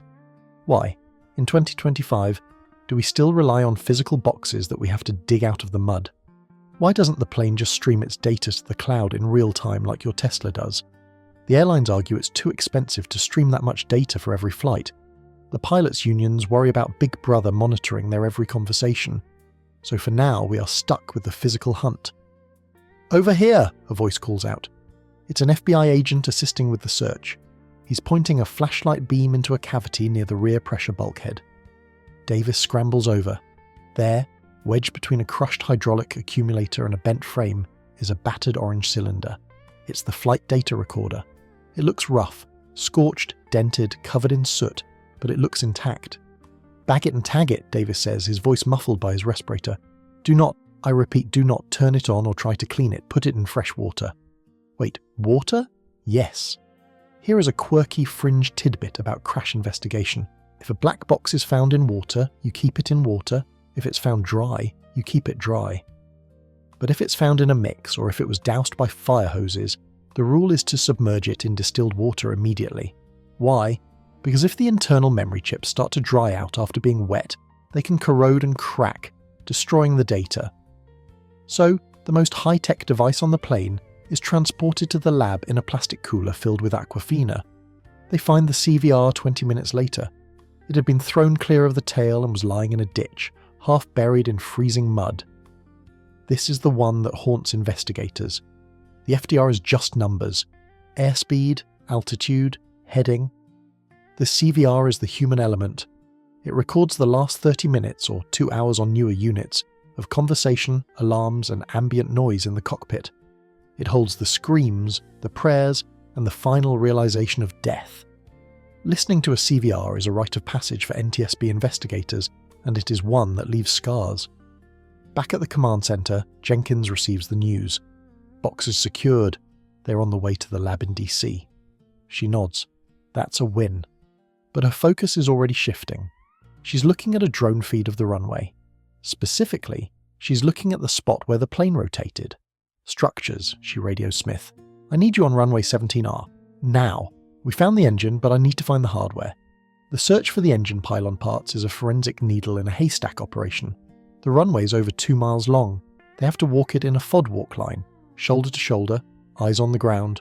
They are looking for bolts, pins, and shards of metal that are smaller than a smartphone. As the sun begins to rise on Wednesday morning, revealing the full extent of the scar across the industrial park, Smith's team finds the smoking gun, or rather the smoking pin. Lying in the grass, about 500 feet down the runway from the rotation point, is a piece of the forward pylon bulkhead. It is a massive chunk of steel, but the fracture surface, the jagged edge where it broke, is telling. Smith kneels down, bringing a magnifying glass close to the metal. He isn't looking for a clean break. A clean break means overload. The metal snapped because something hit it too hard. He is looking for beach marks. Beach marks are the telltale sign of metal fatigue. They look like the ripples in the sand left by the tide. They show where a crack started, grew a little bit, stopped, grew again, and stopped. Over and over, for years. "Jenkins," Smith says into his radio, "you need to see this. We have pre-existing fatigue cracking on the pylon lug. This didn't just happen today. This engine has been trying to fall off for a long time." Jenkins stares at the monitor. The implication is terrifying. If this was fatigue, it means it wasn't a freak accident. It means the inspection system failed. And if the inspection system failed for N259 up, what about the other MD-11s flying cargo right now? What about the ones landing in Tokyo, in Cologne, in Anchorage? She picks up her phone. She has to make a call to the FAA administrator. It's a call that will cost UPS and other airlines millions of dollars a day, but it's the only move she can make. Ground them, she whispers to herself before dialing. Ground them all. The sun is fully up now. The devastation at Grade A Auto Parts is revealed in high definition. The crushed cars, the melted warehouse, the crater. But amidst the wreckage, the GO team is moving with purpose. They are the immune system of aviation. They can't bring the dead back, but they can inoculate the future. Davis loads the cooler with the black boxes into the back of a waiting SUV. The flashing lights reflect off the orange plastic. Inside those chips lies the voice of Captain Wartenberg. Inside those chips is the answer to the why. The 25-second nightmare is over for the crew. For the investigators, the 18-month nightmare of analysis, politics, and technical digging has just begun. The investigation now shifts from the muddy, chaotic hellscape of Grade Lane to a room that feels more like a hospital operating theatre than a garage. We're in Washington, D.C., specifically in the bowels of L'Enfant Plaza, inside the National Transportation Safety Board's Materials Laboratory. This is the morgue for machines. It is a place of white walls, stainless steel tables, and silence. The air is filtered, scrubbed of dust, and kept at a precise 68 degrees Fahrenheit. Here, the violence of the crash is stripped away, leaving only the cold, hard truth of physics. On the center table, resting on a bed of sterile foam, is the subject. It doesn't look like much. It is a fractured piece of steel, roughly the size of a human femur, jagged at one end and smooth at the other. This is the upper link of the number 1 engine pylon from N259 up.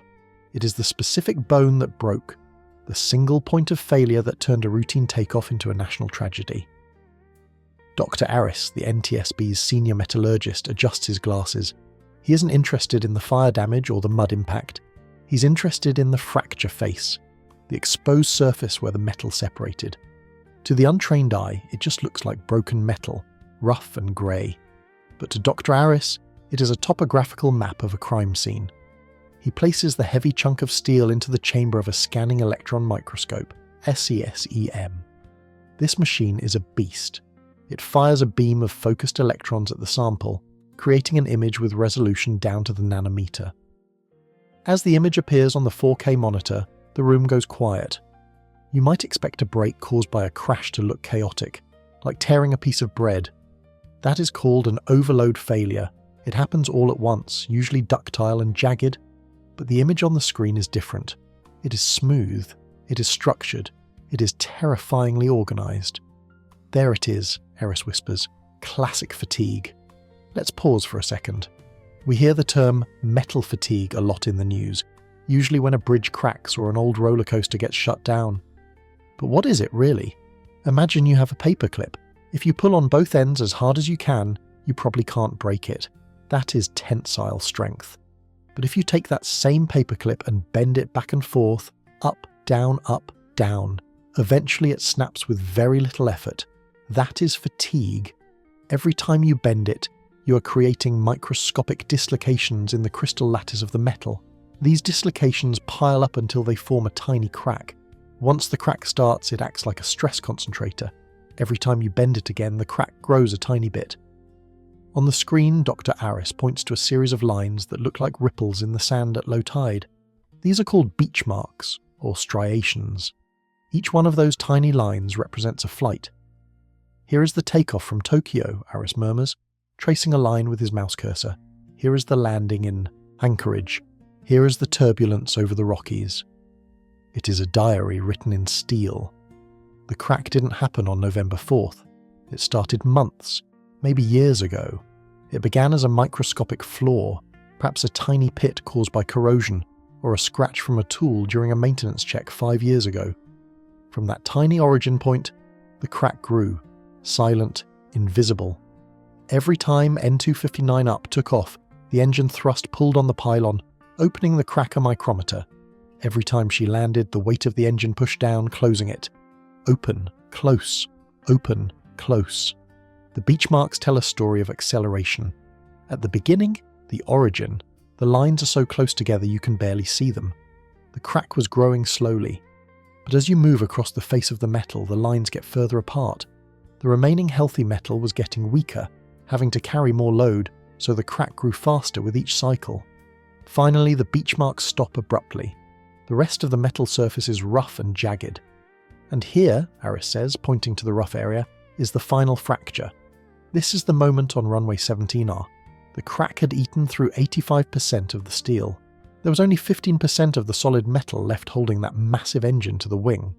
When Captain Wartenberg pushed the throttles to take off power, that last 15% simply gave up. It snapped instantly. This is the overload zone.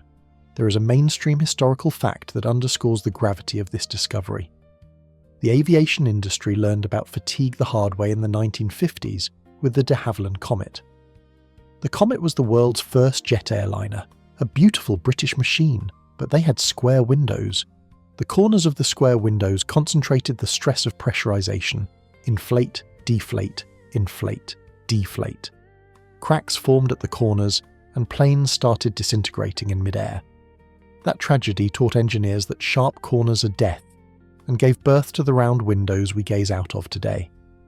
It also birthed the science of fracture mechanics. But the pylon on the MD-11 was supposed to be fail-safe. It was designed with multiple load paths. If one bolt broke, the others were supposed to hold the load until the next inspection. So why didn't they? Dr. Aris zooms in on the origin of the crack. It started at a bolt hole, specifically inside the bore of the hole where a fastener passed through. And right there, at the very edge of the hole, he sees a tiny, shimmering anomaly. Inclusion, he notes. An inclusion is a metallurgist's nightmare. It is a tiny impurity, a piece of slag, a bit of oxide, or a foreign particle that got trapped in the molten metal when the part was originally cast at the foundry 30 years ago. It's a rogue grain. It sat there, dormant, for decades, but it created a weak point, a stress riser. This is the sleeping agent theory. The flaw was baked into the DNA of the plane before it ever flew its first mile. It survived the rigorous quality control of McDonnell Douglas in the 1990s. It survived the transition to Boeing. It survived thousands of flights. But eventually physics found it. There is a fringe tidbit about metallurgy that is slightly unsettling. We think of metal as a solid, unchanging solid. But at the atomic level, metal is dynamic. It moves. Atoms migrate. Under stress and heat, the crystalline structure can actually change. Some conspiracy theorists or fringe science types talk about metal memory or strange vibratory degradation, but the reality is just as weird. Metals get tired. They exhaust their capacity to absorb energy. The steel of the pylon lug literally ran out of stamina. Dr. Aris rotates the 3D model on his screen. He is looking for corrosion pitting. Often, fatigue starts because a part wasn't lubricated properly. Moisture gets in, creates a tiny pit of rust, and that pit becomes the crack starter. I see pitting, he says, light pitting near the bushing. This suggests a maintenance issue. If the protective coating, cadmium plating or primer, had been scratched or worn away, moisture from rain or humidity could have attacked the steel. Scholars and engineers still debate the philosophy of damage tolerance versus safe life. Safe life means you calculate how long a part will last, say 20,000 cycles, and you throw it in the trash at 90,099, even if it looks brand new. Damage tolerance means you assume the part will crack, but you design it so the crack grows slowly enough that you will definitely find it during an inspection before it breaks. The MD-11 pylon was certified under damage tolerance rules. The engineers bet that any crack would be visible to an inspector long before it became critical. But Dr. Aris is measuring the crack length. It was nearly 3 inches long before it failed. 3 inches, he mutters. How did nobody see a 3-inch crack? He looks at the diagram of the pylon assembly. The lug is buried deep inside the wing structure. It is covered by fairings, aerodynamic covers. To see it, you have to open an access panel. Even then, you're looking into a dark, cramped hole with a flashlight and a mirror. And the crack was on the backside of the lug, facing away from the access panel. It was a blind spot, Aris realizes. The crack was growing in the shadow. Unless the mechanic used a borescope, a snake camera, or removed the bolt entirely for an NDT, non-destructive testing scan, they would never see it with the naked eye. This brings us to the most chilling part of the forensic analysis, the crack propagation rate. Based on the spacing of the beach marks, ARIS calculates that the crack had been detectable, meaning it was big enough to be seen by an ultrasound or eddy current probe for at least 500 flights. That is roughly 6 months of flying. 6 months. N254 Zainab had flown through the summer, through the autumn rush. It had flown over cities, schools and oceans, and for every single one of those 500 flights, it was holding on by a thread. The passengers on the freeways below, the pilots in the cockpit, the loaders in the belly, none of them knew that the only thing keeping the number one engine attached was a rapidly shrinking strip of steel. The concept of redundancy is the holy grail of aviation. We have 3 hydraulic systems, we have 2 autopilots, we have 4 backup generators. But for a structural fitting like a pylon lug, sometimes there is no redundancy. It is a single point of failure. If the lug goes, the engine goes. Dr. ARIS types his preliminary findings into the database. Material 4340 steel. Failure mode. High cycle fatigue propagating to overload. Origin, corrosion pit at the aft lug bore, contributing. Factor, casting inclusion. He leans back in his ergonomic chair. The silence of the lab is heavy. He knows what this report will trigger. It will trigger an AD, an airworthiness directive. The FAA will mandate that every single MD-11 in the world must be inspected within 48 hours. Mechanics from FedEx, Western Global, and Lufthansa Cargo will be scrambling up ladders with ultrasound probes, checking their fleets, and they will find cracks. Statistically, N259 up cannot be the only one. This wasn't a freak accident, it was a fleet-wide time bomb. Dr. ARIS looks at the jagged piece of metal one last time. It's just a piece of steel. It has no malice. It has no intent. It just followed the laws of physics. But because of those microscopic lines in the sand, 14 people are dead, and the global supply chain is about to have a heart attack. He turns off the monitor. The beach marks fade to black. But the story they told is now etched into the official record. The metal didn't lie. It screamed for help for months, scratching its warning into the steel, one takeoff at a time. We just weren't listening. The most dangerous room in aviation isn't the cockpit during a thunderstorm, and it isn't the runway during a blizzard. It is a windowless, fluorescent-lit room in the basement of the airline's headquarters known as Technical Records. This is where the physical reality of an aircraft, the bolts, the wires, the fatigue cracks, is translated into paper, or, in 2025, into terabytes of digital PDFs. If the maintenance records say a plane is safe, then legally it is safe, even if, physically, it is falling apart. In the wake of the crash, NTSB investigators raid the UPS maintenance archives. They aren't looking for a smoking gun, they are looking for a gap, a silence in the records, and they find it. N259 up was a well-maintained aircraft. On paper, she was a golden child. She had undergone her last major C check, a heavy maintenance visit where the plane is practically stripped to its skeleton, in October 2024, just a year before the crash. During a C-check, mechanics open hundreds of access panels. They lubricate cables. They replace filters. They inspect structure. So, how did they miss a 3-inch crack in the engine pylon? The answer lies in the concept of the task card. Aviation maintenance is not like fixing a car. A mechanic doesn't just look around and fix what looks broken. They follow a script. A task card is a precise set of instructions. 1. Remove panel 412A. 2. Shine flashlight. 3. Look for corrosion. 4. Reinstall panel 412A. If the card doesn't say, look for cracks on the aft side of the upper pylon link using an ultrasonic probe, the mechanic doesn't do it. In fact, if they did do it, they could get in trouble for performing unauthorized maintenance. Here is the mainstream historical fact that dictates this philosophy. Modern aviation maintenance is built on MSG3, Maintenance Steering Group 3, logic. This philosophy moved the industry away from hard-time maintenance, taking things apart just because they are old, to condition-based maintenance. The idea is to design inspections based on how likely a part is to fail. The engineers at Boeing, who inherited the MD-11 program, had calculated that the pylon links were extremely robust. They determined that a special detailed inspection, SDI, the kind that uses high-tech scanners to see inside the metal, was only necessary once the plane reached a certain age. The magic number was 29,200 flight cycles. A cycle is one takeoff and one landing. It is the unit of currency for metal fatigue.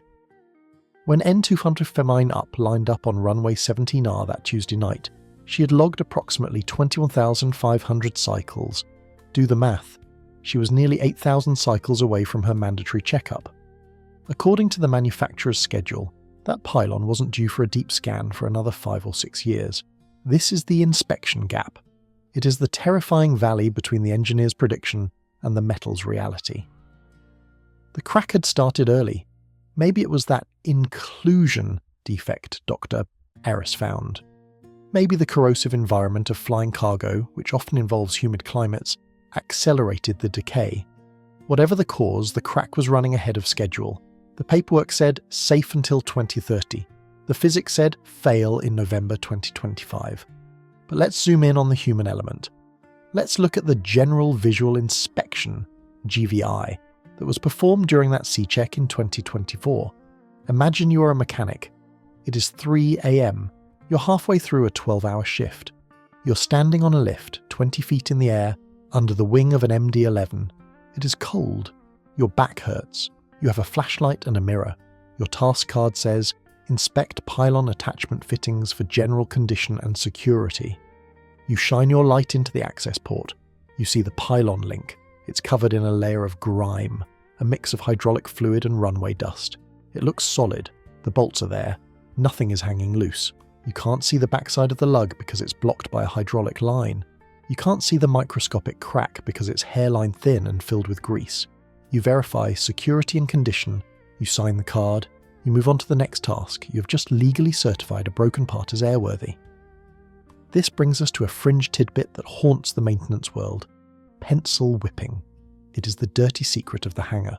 Sometimes, when the pressure is on, when the plane needs to be out by morning to make the sort, and the task is impossible to do properly, like seeing around a blind corner without removing 1,000 other parts, a mechanic might just sign the card without doing the full 100% check. It looked fine last time, they tell themselves. It's a tank. It's fine. Did that happen here? We may never know. But the NTSB interviews reveal that the access to the pylon area on the MD-11 is notoriously difficult. Mechanics call it the snake pit. It is a tangle of wires, ducts and tubes. To really see the pylon lug, you have to be a contortionist. And then there is the government shutdown. Investigators find a disturbing email chain in the FAA archives. It dates back to August 2025, 3 months before the crash. An engineer at a different cargo airline had found a suspect indication on an MD-11 pylon during an unrelated repair. They reported it to the manufacturer. Boeing had started drafting a service bulletin, SB, a recommendation to inspect the fleet. This usually precedes an FAA Airworthiness Directive, AD. But the process is bureaucratic.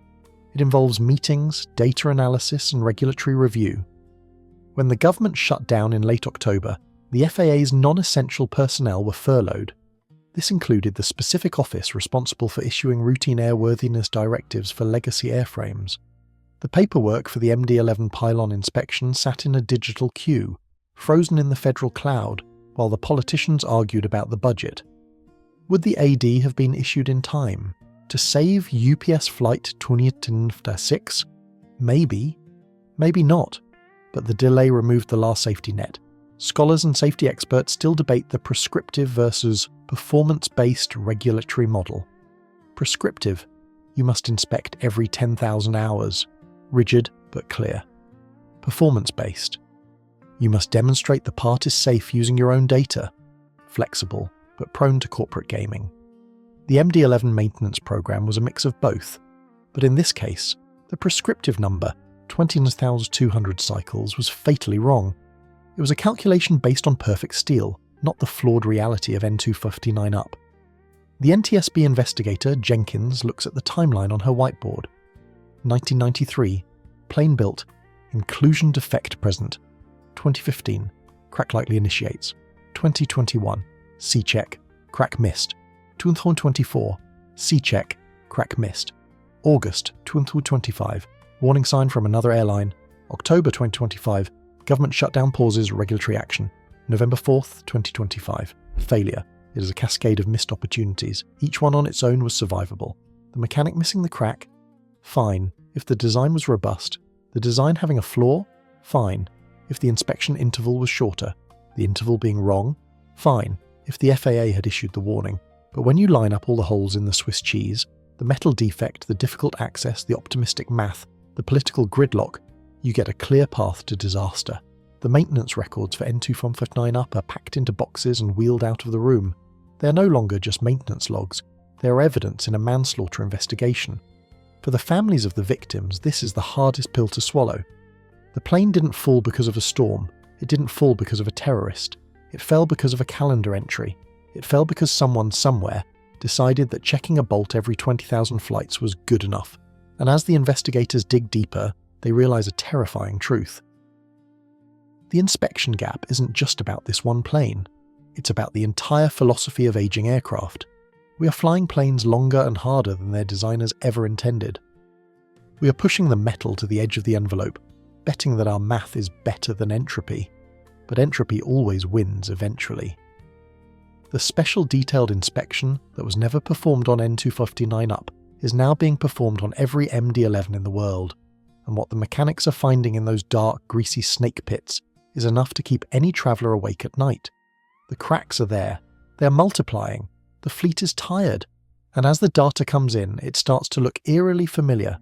This isn't the first time a McDonnell Douglas Pylon has betrayed its masters. The ghost of an old tragedy is starting to materialise in the data, pointing a spectral finger back to a sunny day in Chicago 46 years ago. History does not repeat itself, but it often rhymes, and in the quiet, climate-controlled offices of the NTSB, the investigators looking at the preliminary data for UPS Flight 2976 are beginning to hear a terrifyingly familiar verse. It is a melody composed of 3 engines, a severed pylon, and a runway in the American Midwest. To understand the ghost that is haunting this investigation, we have to travel back in time. We have to rewind the clock 46 years to a sunny Friday afternoon in Chicago. The date is May 25th, 1979. The place is O'Hare International Airport. On runway 32 right, a McDonnell Douglas DC-10, the direct ancestor of the MD-11, is revving up for takeoff. This is American Airlines Flight 191, bound for Los Angeles. It is fully loaded with holiday travellers for Memorial Day weekend. It is a wide-body 3-engine Titan just like our UPS flight. The captain calls V1, then rotate, the nose lifts, and then, just like in Louisville, the left engine decides to leave the chat. The separation on Flight 191 was violent.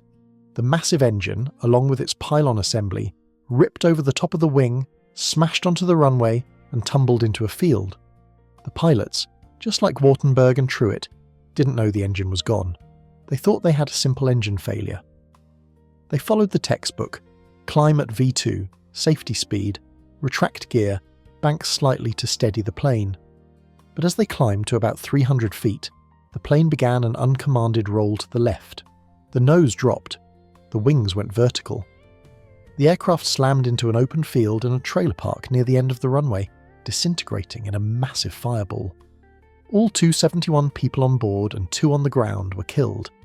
To this day, it remains the deadliest aviation accident on US soil. The NTSB investigators in 2025 are looking at the flight path animation of UPS 2976 and laying it over the flight path of AA191. The overlay is chilling. They are almost identical. The same roll, the same altitude, the same sudden catastrophic dive. It turns out that N259 up didn't just inherit the DC-10's good looks, it inherited its fatal flaw. The mechanism of death in 1979 was devilishly simple. When the engine ripped off, it severed the hydraulic lines in the leading edge of the wing. On the DC-10, the slats, those extendable flaps on the front of the wing that help it generate lift at slow speeds, were held in place by hydraulic pressure. When the lines were cut, the fluid bled out. The air pressure pushing against the front of the wing simply shoved the slats back into their housing. Retracted slats mean the wing needs to fly faster to stay in the air. The stall speed of the left wing jumped from 124 knots to 159 knots. The pilots, following their training, slowed the plane down to V2, which was 153 knots. Do the math. They were flying at 153. The left wing needed 159 to fly. The right wing, with slats still out, was generating tons of lift. The left wing, slats in, was generating none. The result? A split flap condition that flipped the plane over like a toy. After 1979, McDonnell Douglas swore this could never happen again. They redesigned the system. They added slat-locking mechanisms to the DC-10 and the subsequent MD-11. These were mechanical latches designed to physically trap the slats in the extended position if hydraulic pressure was lost. It was supposed to be the fix. But looking at the wreckage of UPS 2976, the investigators find the slat tracks on the left wing. They are retracted. The violence of the separation on the MD-11 was so extreme. Remember, this engine came off at full takeoff thrust, unlike the AR-181 engine, which came off at a slightly lower power setting, that it bypassed the fix. The engine didn't just cut the lines, it physically smashed the slat drive mechanism. It crumpled the leading edge so badly that the mechanical locks were rendered useless. The failsafe failed. The ghost of 191 has returned, and it brought a new twist. In 1979, the cause of the Pylon failure was a maintenance shortcut. American Airlines mechanics had been using a forklift to remove the engine and pylon as a single unit during maintenance rather than taking the engine off first and then the pylon. This saved roughly 200 man-hours per plane, but the forklift was imprecise. It jostled the pylon, cracking the flange. It was a case of saving time costs lives. In 2025, with UPS 2976, it wasn't a forklift, it was fatigue. But the result was the same. The structural integrity of the pylon was compromised, and the redundancy wasn't there to catch it.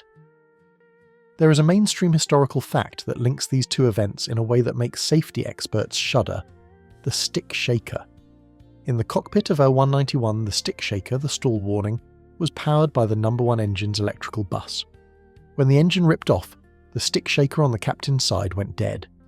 He never got the tactile warning that his wing was stalling.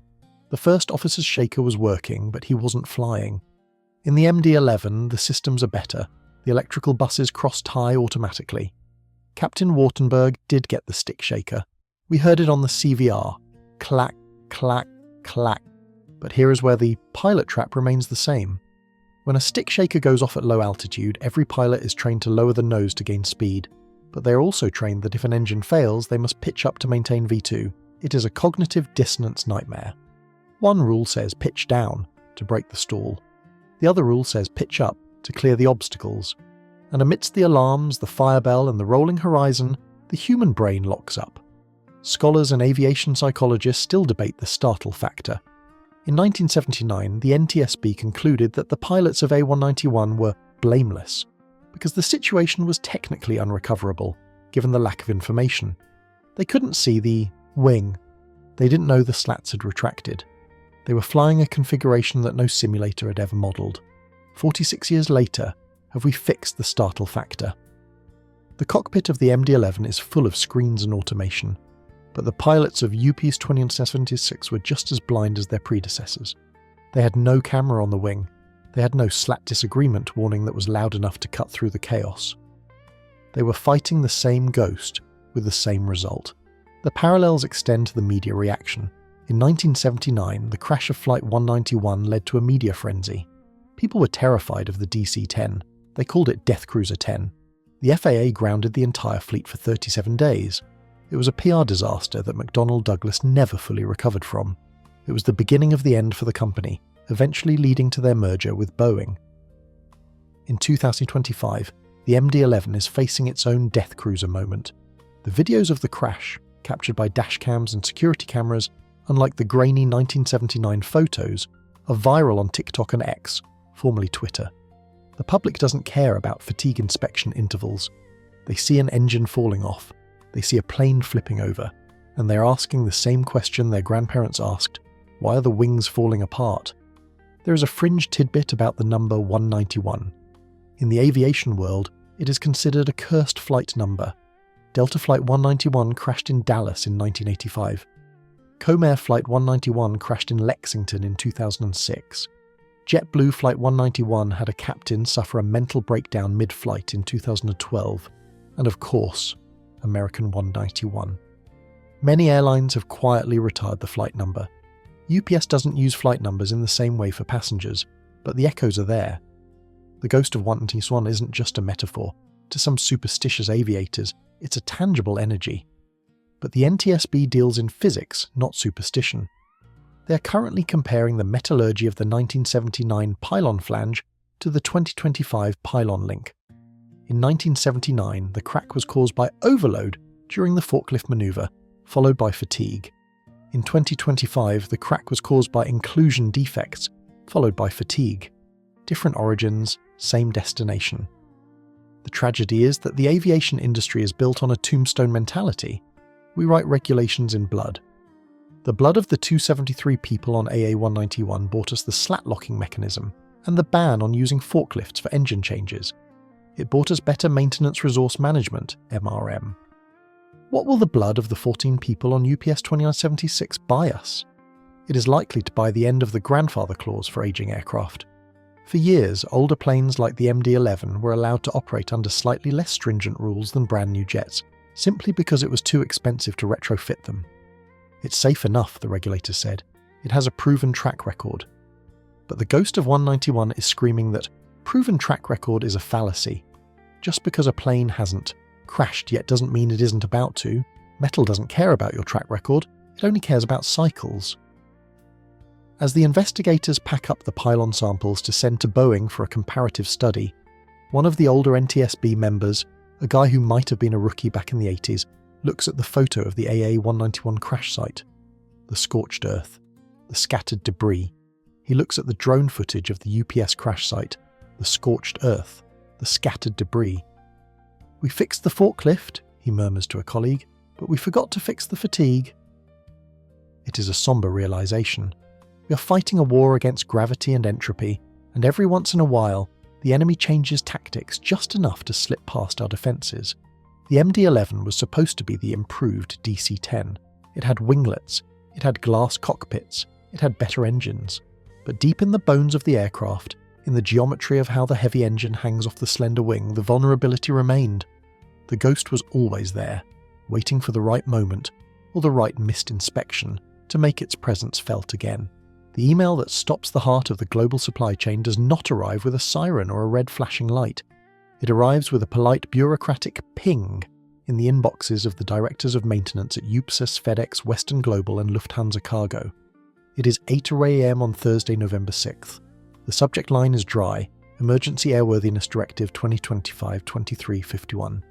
In the aviation world, an Airworthiness Directive, or AD, is a law. It is not a suggestion. It is not a, "Hey, you might want to check this." It is the FAA saying, if you fly this airplane, you are breaking federal law.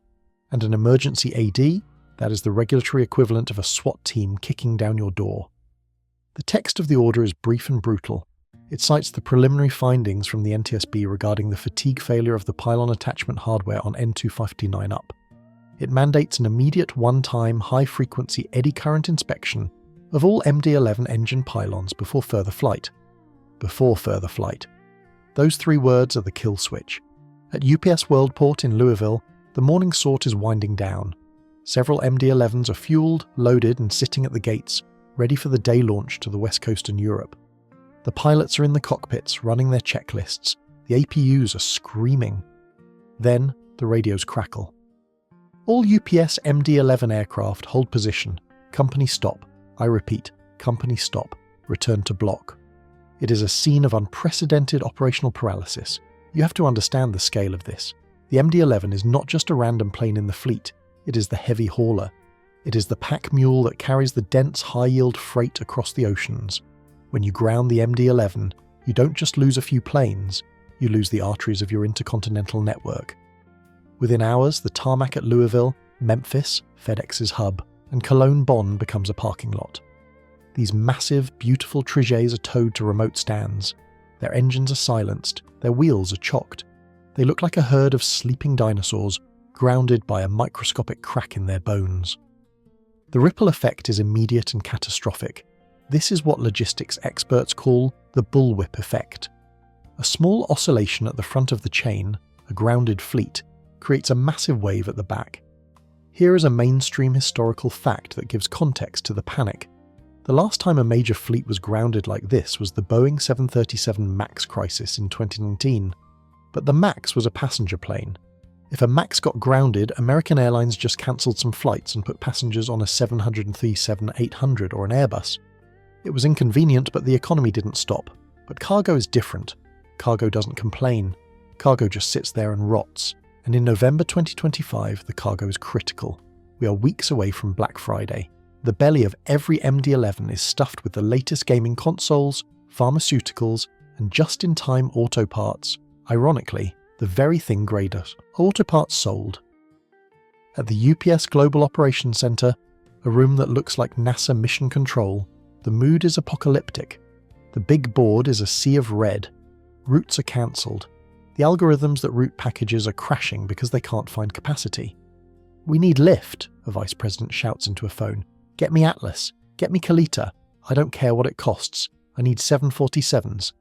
But there are no 747s. The global air freight market is already tight. You can't just rent a jumbo jet at Hertz. This brings us to a scholarly debate that is raging in business schools and boardrooms right now. The fragility of lean logistics versus resilient logistics.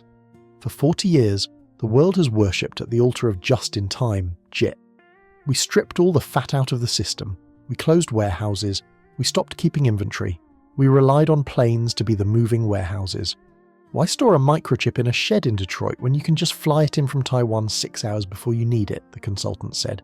It was efficient, it was profitable, but it assumed the planes would always fly. The crash of UPS 2076 proved that JIT is a glass cannon. It is powerful, but if you tap it in the wrong spot, it shatters. Now, with the MD-11s grounded, assembly lines in Germany are shutting down because they don't have parts. Hospitals in Chicago are rationing specific isotopes that usually arrive daily on the night flight. The efficiency of the system has become its death warrant. The scene in the maintenance hangars is frantic. The emergency AD requires a specific type of inspection using an eddy current probe. This is a handheld device that uses electromagnetism to see cracks under the surface of the metal. But here is the problem. You need to get to the pylon. Mechanics are working 18-hour shifts. They are stripping off aerodynamic fairings. They are contorting themselves into the snake pit.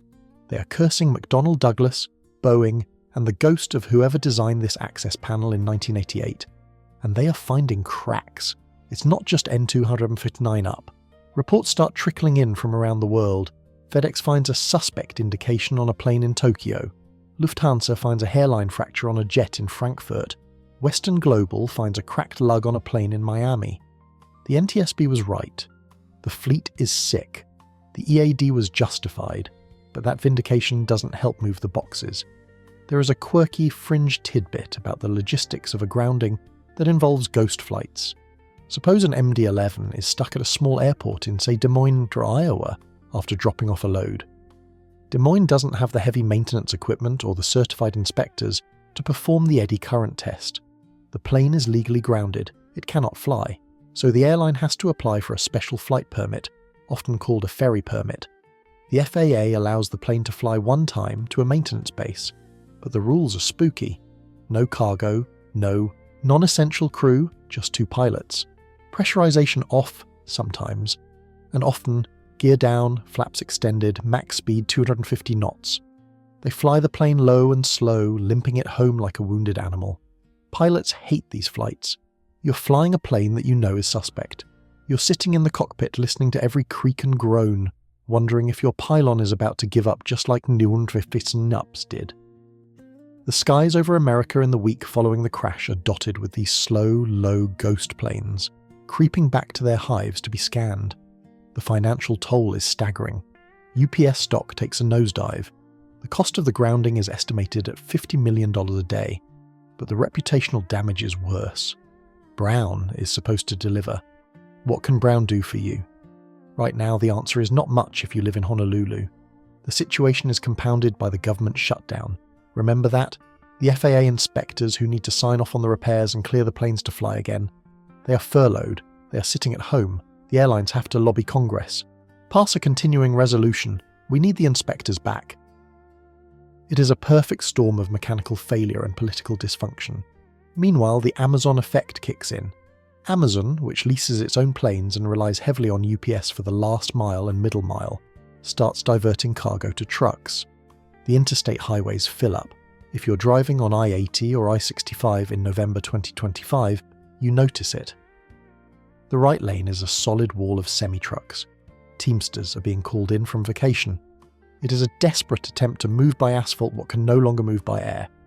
Inside the UPS Worldport, the silence is unnerving. The feeders, the small planes, are still flying, but the big bays where the MD-11s usually dock are empty. The sorting facility, which usually roars like a waterfall, is running at half capacity. The conveyor belts are sparse. Workers are standing around, drinking coffee, looking at the news monitors. They are seeing the footage of the crash site on loop. They are seeing the interviews with the families of the Grade A auto parts victims. And they are looking at the grounded planes outside, with a mix of fear and betrayal. These are the machines they load every night. These are the machines they trust. "I loaded that plane 3 days ago," a ramp worker might whisper to a colleague. "I put a container right over the wing. If it had happened then..." The psychological grounding is just as real as the physical one. Back in Washington, the FAA administrator is sweating. The pressure to unground the fleet is immense. The CEOs of the logistics giants are calling every hour. "We have scanned 50% of the fleet," they say. "The clean ones need to fly." But the administrator has the NTSB report on his desk. He has the photo of the charred Pylon. He has the memory of the AA-191 crash. He knows that if he lets them fly, and one more engine falls off, his career and more lives are over. "Safety is the priority," he tells the press, repeating the mantra. "We will not rush this." But the market rushes everything. Competitors with newer fleets, those flying Boeing 777Fs and Airbus A350Fs, are seizing the moment. They are jacking up their rates. Surge pricing hits the air freight market. A shipment from Shanghai to LA that cost $4,000 last week now cost $18,000. The crash of Flight 2976 has revealed the invisible wiring of the modern world. We realize that our instant gratification lifestyle hangs by a thread, or rather, by a steel lug. We realize that the cheap shipping we take for granted is subsidized by aging metal and tired mechanics. As the days turn into weeks, a solution begins to emerge. The planes with cracks are parked for major surgery, a repair that will take months and cost millions. The planes that pass the inspection are slowly, tentatively released back into the wild. But they fly with a caveat. The inspection interval is slashed. Instead of every 29,000 cycles, the pylons must now be inspected every 1,500 cycles. This means the MD-11s will spend more time in the hangar and less time in the air. The economics of the plane are destroyed. The Diva of the skies has become too expensive to keep. In boardrooms across the world, the decision is quietly made. Accelerate the retirement. Buy the 777s. Buy the A350s. The era of the trijet is ending, hastened by the tragedy in Louisville. N259 Up didn't just kill 14 people, she killed her own species. But while the corporations calculate the depreciation and the insurance payouts, a different kind of calculation is happening in the courtrooms. The families of the victims have hired lawyers, and not just any lawyers, sharks. The grounding of the fleet is blood in the water. It is an admission of guilt. If the planes weren't safe to fly after the crash, why were they safe before? The subpoenas are flying faster than the cargo, and they are all headed toward two targets: the headquarters of UPS in Atlanta and the headquarters of Boeing in Chicago. The silence of the grounded fleet is soon replaced by the roar of litigation. In the American justice system, a tragedy of this magnitude does not just fade away. It is dissected, monetized, and argued in front of a jury. The lawsuits filed in the wake of the UPS Flight 2976 crash are not just about seeking compensation. They're about assigning blame in a complex web of corporate liability. The legal battlefield is drawn quickly. On one side are the plaintiffs, the families of Captain Wartenberg, First Officer Truitt, and Captain Diamond, the families of the victims at Grade A Auto Parts, and the survivors like Elias, who are left with physical and psychological scars. On the other side are the titans of industry, UPS Airlines, the operator, Boeing, the successor to McDonnell Douglas, the manufacturer, and General Electric, the engine maker. The opening salvo is fired by the firm representing the ground victims. The lawsuit Estate of Doe via UPS Italian is filed in the US District Court for the Western District of Kentucky. The complaint alleges gross negligence and wrongful death. Here is the legal pivot point: the government contractor defense. Boeing lawyers immediately moved to dismiss the claims based on a decades-old legal doctrine. They argue that the MD-11 was certified by the FAA, a federal agency. Therefore, they were acting as an agent of the government and cannot be sued for design defects. The FAA said it was safe, Boeing's brief reads. We followed the rules. But the plaintiff's attorneys, led by a high-profile litigator known for taking on Big Tobacco and Big Pharma, aren't buying it. They focus on the inspection gap. They argue that Boeing knew, or should have known, that the fatigue life of the pylon was shorter than the 29,200 cycle limit. They point to the inclusion defect found by the NTSB. They point to the internal memos about the suspect indication from August 2025. This wasn't a government mandate, the plaintiff attorney thunders in a preliminary hearing. This was a mathematical error hidden in a maintenance manual. That is not federal immunity, that is corporate malpractice. The discovery process is brutal. Millions of pages of documents are subpoenaed. Every email sent by a UPS maintenance manager, every design drawing from the McDonnell Douglas archives in Long Beach, every text message sent by the crew before the flight, it is all laid bare. A particularly damaging piece of evidence emerges, a deposition from a retired McDonnell Douglas engineer. He testifies that during the original design of the MD-11 in the late 80s, there was a debate about the pylon attachment. Some engineers wanted a beefier design with more redundancy, but the management, under pressure to save weight and compete with Airbus, opted for the lighter design, relying on damage tolerance inspections to keep it safe. We traded steel for paperwork, the engineer admits on video. This is the smoking gun the plaintiffs needed. It shifts the narrative from unfortunate accident to calculated risk. Meanwhile, the families of the pilots are fighting a different battle. Under workers' compensation laws, employees generally cannot sue their employer for negligence. The families of Wartenberg, Truett, and Diamond are technically barred from suing UPS directly. They are limited to a fixed payout, a fraction of what a jury might award. So their lawyers get creative. They sue Boeing, product liability, and General Electric.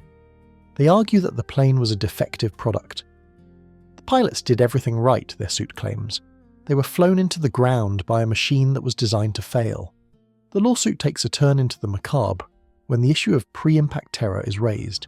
In aviation law, damages can be awarded for the suffering victims' experience before they died. The defense argues that the crash happened so fast, 25 seconds, that the victims didn't have time to process fear. It was instantaneous, the defense experts claim. But the plaintiffs play the CVR recording. They play the sound of the alarms. They play the sound of Truett straining against the yoke. They argue that for those 25 seconds, the men in the cockpit knew exactly what was happening. They knew they were falling. That is 25 seconds of absolute cognitive horror. The jury is visibly shaken. The price of those 25 seconds in the eyes of the court starts to climb into the millions. Then there is the Grade A auto parts angle. This is a PR nightmare for UPS. It's one thing to fight a pilots' union. It's another to fight the family of a 3-year-old girl who was killed while buying a car part. The media narrative is overwhelmingly sympathetic to the ground victims. They didn't buy a ticket, the headlines scream. They were innocent bystanders. UPS knows this. They know that if this goes to trial, a jury in Louisville, a jury of the victims' neighbours, will hand down a verdict that could bankrupt a small country. Settlement talks begin quietly. The lawyers meet in conference rooms in downtown Louisville, far away from the cameras.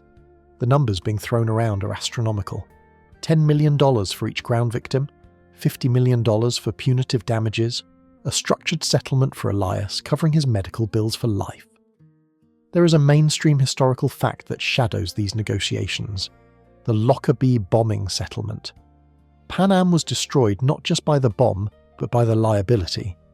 UPS is too big to fail, but the financial hit will be reflected in their quarterly earnings for a decade. The Flight 2976 charge will become a line item on Wall Street, but the most significant legal outcome isn't the money, it's the regulatory change. As part of the settlement agreement, the plaintiffs demand a consent decree. They want UPS and Boeing to agree to a new, industry-standard inspection protocol for all aging aircraft, not just the MD-11. They want the inspection gap closed forever. They want whistleblower protections for mechanics who refuse to sign off on a sketchy repair. They want the data streaming rule implemented, ending the era of hunting for black boxes in the mud. It is a landmark moment. Just as the Triangle Shirtwaist factory fire changed labour laws, the Grade Lane crash changes aviation liability laws. It establishes the precedent that compliance with FAA regulations is not a shield against negligence if the regulations themselves are outdated. The courtroom drama drags on for 2 years. The stress takes a toll on the families. Reliving the crash every day in court is re-traumatizing. Finally, in late 2027, a global settlement is announced. The terms are confidential, but the total payout is estimated to be over $1.2 billion. UPS agrees to retire the MD-11 fleet entirely by 2028. Boeing agrees to fund a new Center for Aging Aircraft Safety at the University of Louisville. A memorial park will be built on the site of the Grade A auto parts shop. The gavel comes down. The lawsuits are dismissed with prejudice, meaning they can't be filed again. The lawyers pack up their briefcases. The checks are cut. But for the families, the victory is hollow. The money doesn't bring back the grandfather. It doesn't bring back the pilots. It just pays for the college tuition of the children left behind, and perhaps buys a slightly safer sky for the rest of us. In the end, the courtroom proved what the engineers already knew. Safety is expensive, but accidents are unaffordable. If you visit the intersection of Grade Lane and Minor Lane today, you won't see a crater. You won't see the twisted steel skeleton of a warehouse or the scorched shell of an auto parts shop. The earth, in its infinite patience, has healed the scar. The grass has grown back, thick and green, fed by the nitrogen of the fire foam and the heavy Kentucky rain. Instead of a ruin, there is a park. It is a small, quiet triangle of land, separated from the industrial hustle by a row of young oak trees. In the centre stands a simple monument, 3 limestone pillars reaching toward the sky, representing the 3 crew members of Flight 2076, surrounded by 11 lower stones arranged in a circle, honouring the victims on the ground. It is a place of contradictions. If you stand there at twilight, you can hear the birds singing in the oaks, but you can also feel the ground shake as the evening heavy lift launches from runway 17R just a mile away. The planes still fly, the commerce continues, the packages still move, but the silhouette against the moon has changed. The distinct tri-engine profile of the MD-11 is gone from the Louisville skyline. Following the crash and the subsequent legal and regulatory fallout, the sunset of the MD-11 fleet was accelerated. What was supposed to be a slow, graceful retirement over a decade became a sudden exodus. The Diva of the skies was unceremoniously escorted off the stage. In the aviation world, airplanes don't usually die. They just fade away into the desert. If you drive out to Victorville, California or Marana, Arizona, you will see them. The boneyards. It is a surreal sight. Rows and rows of MD-11s, sitting nose to tail in the dry, preserving heat of the Mojave. Their company logos, the brown and gold of UPS, the purple and orange of FedEx, the blue crane of Lufthansa, have been painted over or stripped away, leaving them in a ghostly white primer. Here is a mainstream historical fact that adds a layer of melancholy to this image. The Southern California Logistics Airport in Victorville, where many of these planes rest, was once George Air Force Base. It was a place of war. Now it is a place of aluminum purgatory. The planes sit there, waiting for the scrappers. The scrapping process is brutal. A heavy machine with a hydraulic claw, not unlike the dinosaurs they resemble, tears into the fuselage. The valuable metals, titanium, copper wiring, avionics, are harvested. The aluminum skin is shredded, melted down and recycled. There is a quirky fringe tidbit about this recycling process that might make you look at your beverage differently. The high-grade aluminum alloys used in aerospace, specifically the 2000 and 7000 series, are often recycled into consumer goods. There is a non-zero statistical probability that the soda can sitting on your nightstand right now contains a few atoms that once flew at Mach 0.82 over the Pacific Ocean as part of a main deck cargo door. The machine is dead, but the metal is immortal. It just changes shape. But while the metal is recycled, the legacy of UPS Flight 2970 remains fixed in the collective memory of the industry. The crash ended the argument about grandfathering safety standards. It forced the world to accept that you cannot run a 21st century logistics network on 20th century assumptions. The Center for Aging Aircraft Safety at the University of Louisville is now a bustling hub of research. PhD students are developing new sensors, smart paint, that can detect fatigue cracks in real time and transmit the data to the cockpit. They are trying to build a nervous system for airplanes, so that the machine can feel pain before it breaks. Scholars and futurists still debate the concept of technological determinism in aviation. Did the MD-11 fail because it was a bad design? Or did it fail because we demanded too much of it? We wanted a plane that could carry more, fly farther and cost less, all while being flown by fewer pilots and inspected less often. The crash wasn't just a mechanical failure, it was a failure of our own greed for efficiency. We pushed the envelope until it tore. Captain Wartenberg, First Officer Truitt and Captain Diamond are remembered not just as victims, but as the catalyst for this change. In the pilot lounges, they raise a glass to the 21763. They discuss the Wartenberg manoeuvre, the impossible attempt to save a rolling plane, with a hushed reverence. They know that on any given night, with a different roll of the dice, it could have been them. And what about Elias, the forklift driver? He never went back to the warehouse. He moved out to the country away from the flight paths. He says the silence helps him sleep, but sometimes, when a thunderstorm rolls in and the thunder cracks like a breaking pylon, he flinches. The body remembers what the mind tries to forget. The aviation industry is safer today because of November 4th, 2025. The inspection gap is closed. The black boxes are smarter. The pylons are stronger. But that safety was bought at a terrible price. It is the oldest rule of the sky. Gravity never sleeps, and it never negotiates.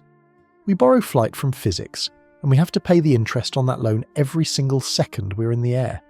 Most of the time, we pay it with fuel and engineering. Sometimes, tragically, we pay it with lives.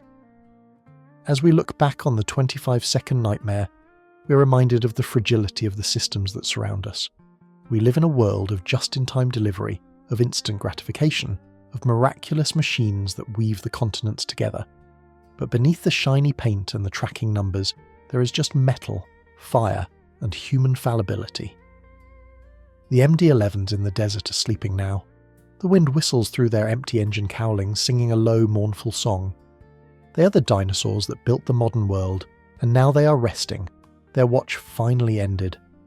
But overhead, high in the darkness, the new twins, the 777s and A350s, are tracing the same great circle routes. Their strobes blink against the stars.